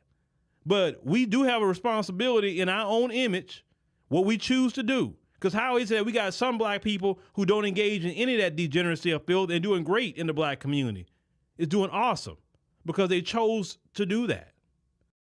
He's 1,000% correct because I agree with that. Like you said, we know the system of white supremacy exists. But for those of us that don't have a mental disability and we have our functioning autonomy about us, okay, we actually have cognitive agency about us. What do I always tell y'all? There's a difference between making a bad decision and a mistake, okay? People today, more often than not, that fit the criteria I just described, make bad decisions. And then, like we mentioned earlier in the broadcast, due to the kindergarten mindset, they don't want to take accountability for it. A mistake is unforeseen occurrence. Anybody can make a mistake, okay? So, like Brother Phil is saying, yes, we still, those of us with our functioning ability about us, okay, our functioning cognitive abilities, we make choices to say, hey, I will do this, I won't do that, all right? And for the men, it's a scary thing for me when I see the men adopting the behavior of the women and the children. That let me tell you something. Offline, I can't stand it online, but offline, that's something I have zero patience for. I can't deal with that, man. You can't be a male in a feminine mindset and be around me or anybody I know. We wasn't built from that, man. The men that raised the people in my social circle and my family, we weren't cut from that cloth. I would just like, you know what, bro, let me just let you do you over there. Because see, I know what that leads to. See, for me, my father is the type of man that raised me to understand responsibility and understand manhood. And that's not always going to be easy. You're not always going to be liked as a man. But I tell you what you should be focused on carrying yourself as. You should carry yourself in a way where even if people don't like you, they ain't got no choice but to respect you. So everybody didn't have that, but for those of us that were cut from that cloth, that's how we are. But let's let Brother Phil get back to it. Because you had those people that try to blame everything. Listen, I know racism is real. White supremacy is real. Please, I write books on it. I talk about it. But then when does it get to a point that we say, okay, we make those choices? Just like whatever we choose to eat that, either good or bad. If we want to fix the issue, we fix the issue, good or bad. No matter what it is, we have a choice in the matter. So we have a choice to get our people back to a respectable position in America. We have that choice. How is it that when we got on cold with George Floyd and we was out here, making the world shake, we didn't ask white supremacy for permission to do that, did we? No, we made a conscious choice and did it as a group. When we're fighting for our rights and freedoms now, do we go ask white supremacy for that?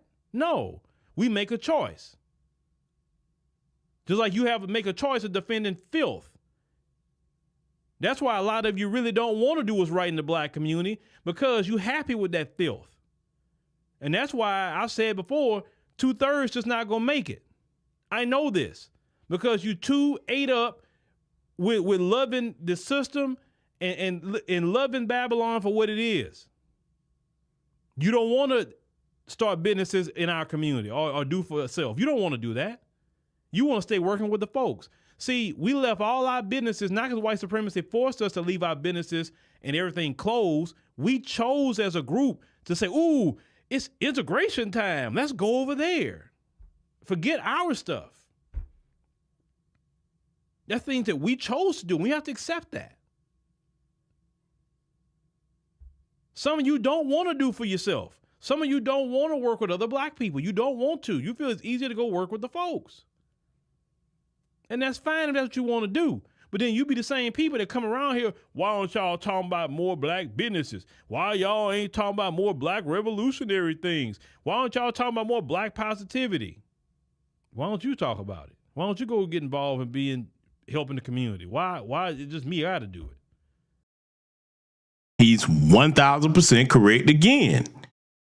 Two critical points here that I have to expound on. Brother Field is 100% right. When integration happened, one of the biggest mistakes, bad decisions, rather, I got to call that a bad decision, that was made. A lot of black society back then decided to abandon our intact, functioning black economy. Was it the biggest or the best? No, but it was ours. Think about it. If we still would have kept our businesses instead of just saying, okay, we're going to abandon our businesses over here and just go to the white folk stuff. See, that was strategic. And let's just break that down for the younger people. The older people understand what I'm saying, but for the younger people, when it comes to that type of warfare, the political stomp down racists was like, look here, boy, I don't like the niggers either, but their money spends just as good as any white man's. Now, if they abandon their businesses, listen, I know you don't want no darkies at your counter. I can't stand them either, but I'm telling you, think about all the money the niggers have over there in their businesses. Let's just let them shut that down. They're abandoning them on their own. We used to burn the stuff down. Now we don't have to do that. They think the white man's ice is colder. So they think our money's greener too. So they're going to bring their money on over here and we're going to gladly accept it. Now we're going to write these laws. You're going to let the darkies sit at your counter because we need this economy. And see, if the niggers abandon their economy, it's going to make it easier for us to control them. You understand? See, that's what the calculated white supremacists think like, not the 3-2 Tonys. And look where we are today. Because, see, we would have a lot more leverage in this country had we kept our black businesses and economy intact. You can't go to war unless you have your money right. Okay? So now, to the further point that Brother Phil was making here. Anytime somebody recognizes that there is a void that needs to be filled or that there's a particular problem, this is how I was raised in my family. If you see that there's an issue, if you see that there's a problem and nobody else is doing something about it, that's your calling to do something about it. Not pointing at other people, why don't you do this? Why don't you do that? No. You saw it. How you know the Lord didn't put it in you to be the one to sit out and try to solve the problem? So I agree with what Brother Field is saying there, because see, That's the backbone of manhood and responsibility. When you recognize something's wrong, nobody else sees it, or you don't, then you get started trying to fix it. And then as you make progress, other people see that you're sincere in what you're doing, they'll throw their weight behind you, okay? That's how you do it on the grassroots. But hey, we're going to get back to it here because, like I said, Brother Phil, man, I'm glad you did this stream. I had it reviewed over tonight for my audience. So we're going to get back to it and let it continue. Everybody is all hands on deck. Just like other groups is all hands on deck in their communities as well.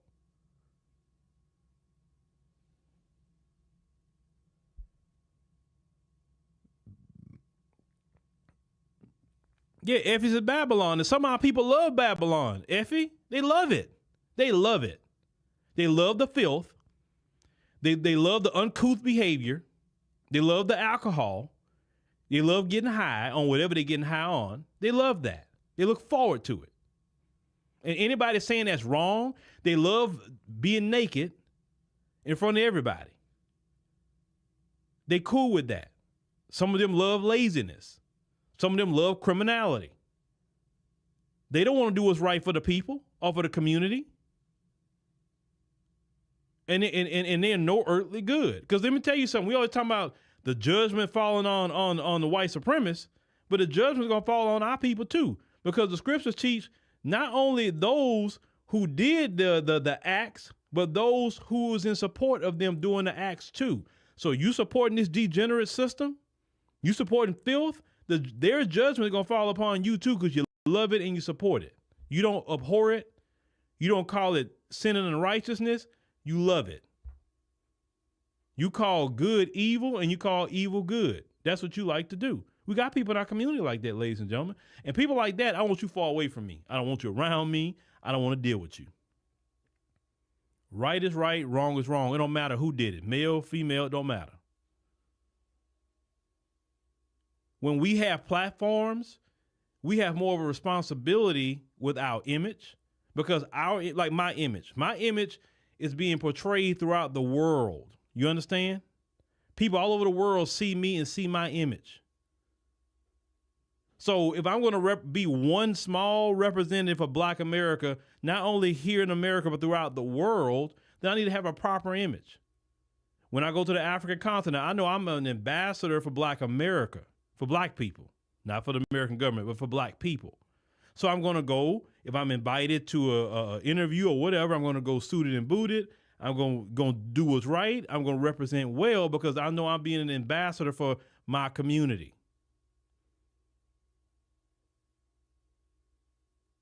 So when you have these platforms and these platforms are good size, we have to be mindful because we have a lot on our backs. Now, did we sign up for that? No.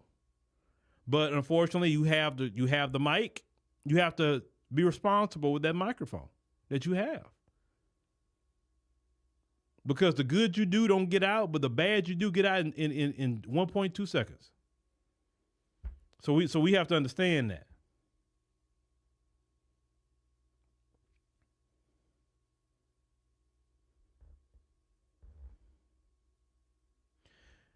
Okay, now see, what's this person? Denver. So it's offensive to like a woman as a man? Nope. Not drinking. Who said it's offensive to like a woman? Duh. If you are a heterosexual male, you like women. Who said that's wrong? That's not wrong. No. What's the problem is when you have a platform and you're on camera and you're saying things that's improper on camera. And we live in a day and time where locker room talk won't be accepted from men. So it's not offensive to like women. It's offensive to get into extreme detail about what you would do to her in an intimate setting. Okay? And see, that other knucklehead that Phil just addressed right there. See, brothers, y'all got to understand something. On a lot of these platforms here, this is what I like about live streams that have chats or what have you, or places like X where you get to see people express their thoughts. It's a microcosm that shows you how there's just some knuckleheads that you can't do nothing with because he understood what Phil meant. But see, because Phil wasn't giving him confirmation bias on what he believed in, he starts gaslighting, saying, oh, we're not supposed to like women. Now, nothing like that came out of that man's mouth. He put words in Phil's mouth, and Phil broke it down for the slow people, okay, that were over there trolling with him. They're like, listen, man, I'm trying to put you up on what you should do that won't cost you versus what you shouldn't do that will cost you, okay, if you got something to lose. And see, that's another thing, too, when you hear people, men or women, making them types of comments like that, being ignorant, gaslighting when you're talking, those are your people that don't have nothing to lose right there. So you may want to think twice about dealing with them because, see, that shows a lack of intelligence on that person's part that sit there and brought that up the field. I'm like, man, look, everybody ain't going to make it. Like you said, everybody ain't going to make it. And we have to be at peace with that, okay? When you recognize that you've done all you can to help somebody and you see that they just ain't going to go, fine. They chose that path. I'm going to tell you how my folks taught me. I'll do everything I can to help you. I'll give you the information. But if you choose to cast that to the wayside and along the path somewhere you stumble into a hole, I don't have time to come back and get you. Your opportunity was to take advantage of the information, the warnings that were given to you before you got into that situation. I don't have time or resources to come back and deal with you, because if I do, then both of us will get swallowed up in the sinkhole, okay? So, I mean, that's where we're going, man. Y'all get ready to make your peace with that. Sometimes, sadly, that may be family members for some of you. It is what it is. You got some decisions to make. Let's let it continue. Stop gaslighting, sir, or ma'am, whoever you are. I think it's sir. Well, Effie, yeah, I said that a long time ago. You want to do some degeneracy, that's you.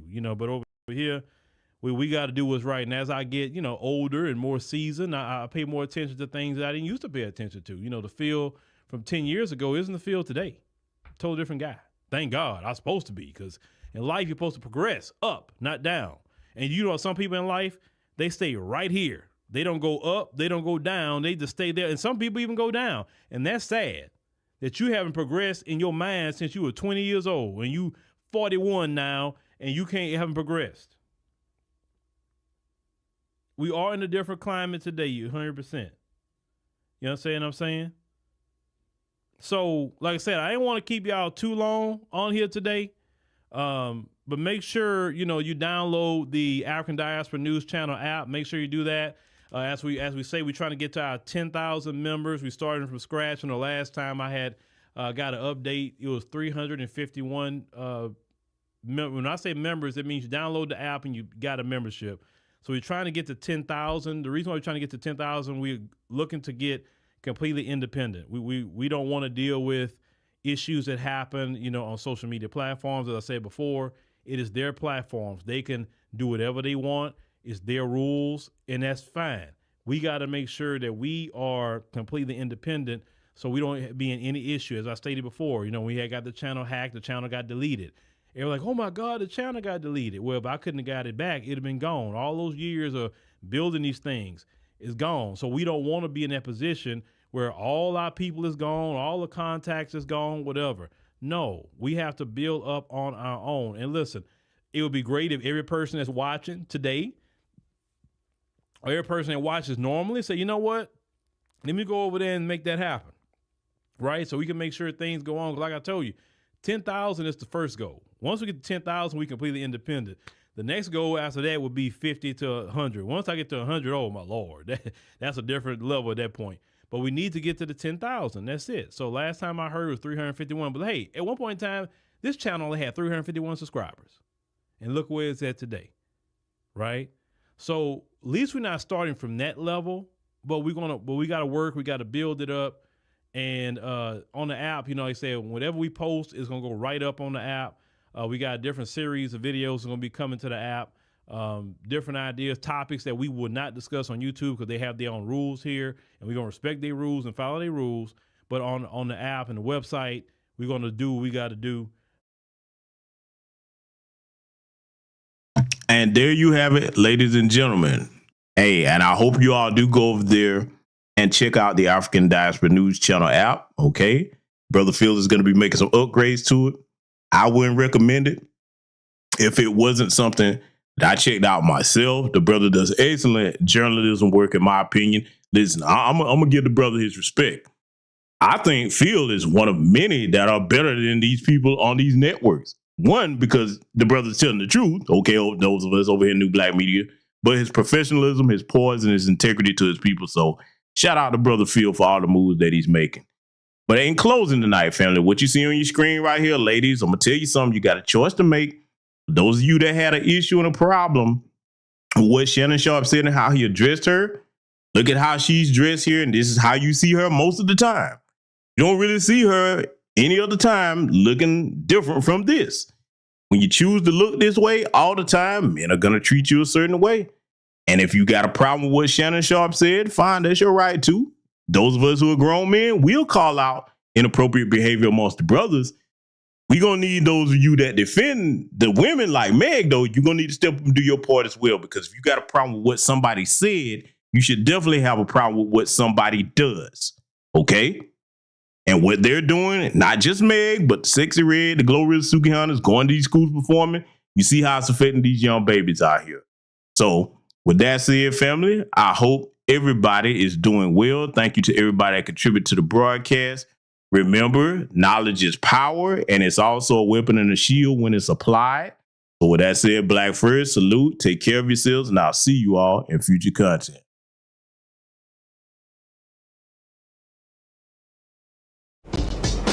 This is the 50th anniversary of hip-hop, and we still have a lot of discrepancies as far as the origins of hip-hop, a lot of claims, who did what, who was the first this, who was the this and that, and such. But at the end of the day, we need a definitive story, all right? And that story can only be told by the founders of this culture. Like everything was being driven and influenced by young, Black, American culture, like the slang, the style of dress, the initial music that we chose. You look at all the boroughs, you got, money making Manhattan and money earning Mount Vernon and Crooklyn. The Bronx was the boogie down Bronx. We was partying up there. I am Coke LaRock, the first MC of hip hop. First cat to pick the mic up. I introduced rapping to the turntable because when I came with it, nobody in the world was doing it. I'm right after Rudy Ray Moore. They want to come in the mix. They want to say, we started. No, you didn't. No, you didn't. No, you didn't. What came to be known as hip hop was solely an African-American creation. What would you get out of some Jamaican toast? What is that? I've never heard of a rapper use a Jamaican toast or a Jamaican fleur as a rhyme. I never heard of it, and I don't know where that myth came from. My name is legendary King Trixie from the Bronx, DX from the West Side. I am the first break dancer. That narrative that hip hop has had 3 founding fathers, that's been rolling for the last almost 30 years, which isn't true. You don't have just 3 people who created hip hop. Hip hop was created by a number of different people. I am the grandfather, the godfather of the graffiti culture. I am the first element of hip hop. The roots of hip hop being Jamaican, absolutely false. My name is MC Sharpe. I am a founding member of the MC/rap culture. Cassette tapes was the internet of our time. It just traveled around by hand. Well, I know for a fact that the B-boy stand started from the guards, the 5%ers that would be at the jams back in the days who were acting as security. If they get the real truth of how it all was created, then so many lies would not be able to be in existence.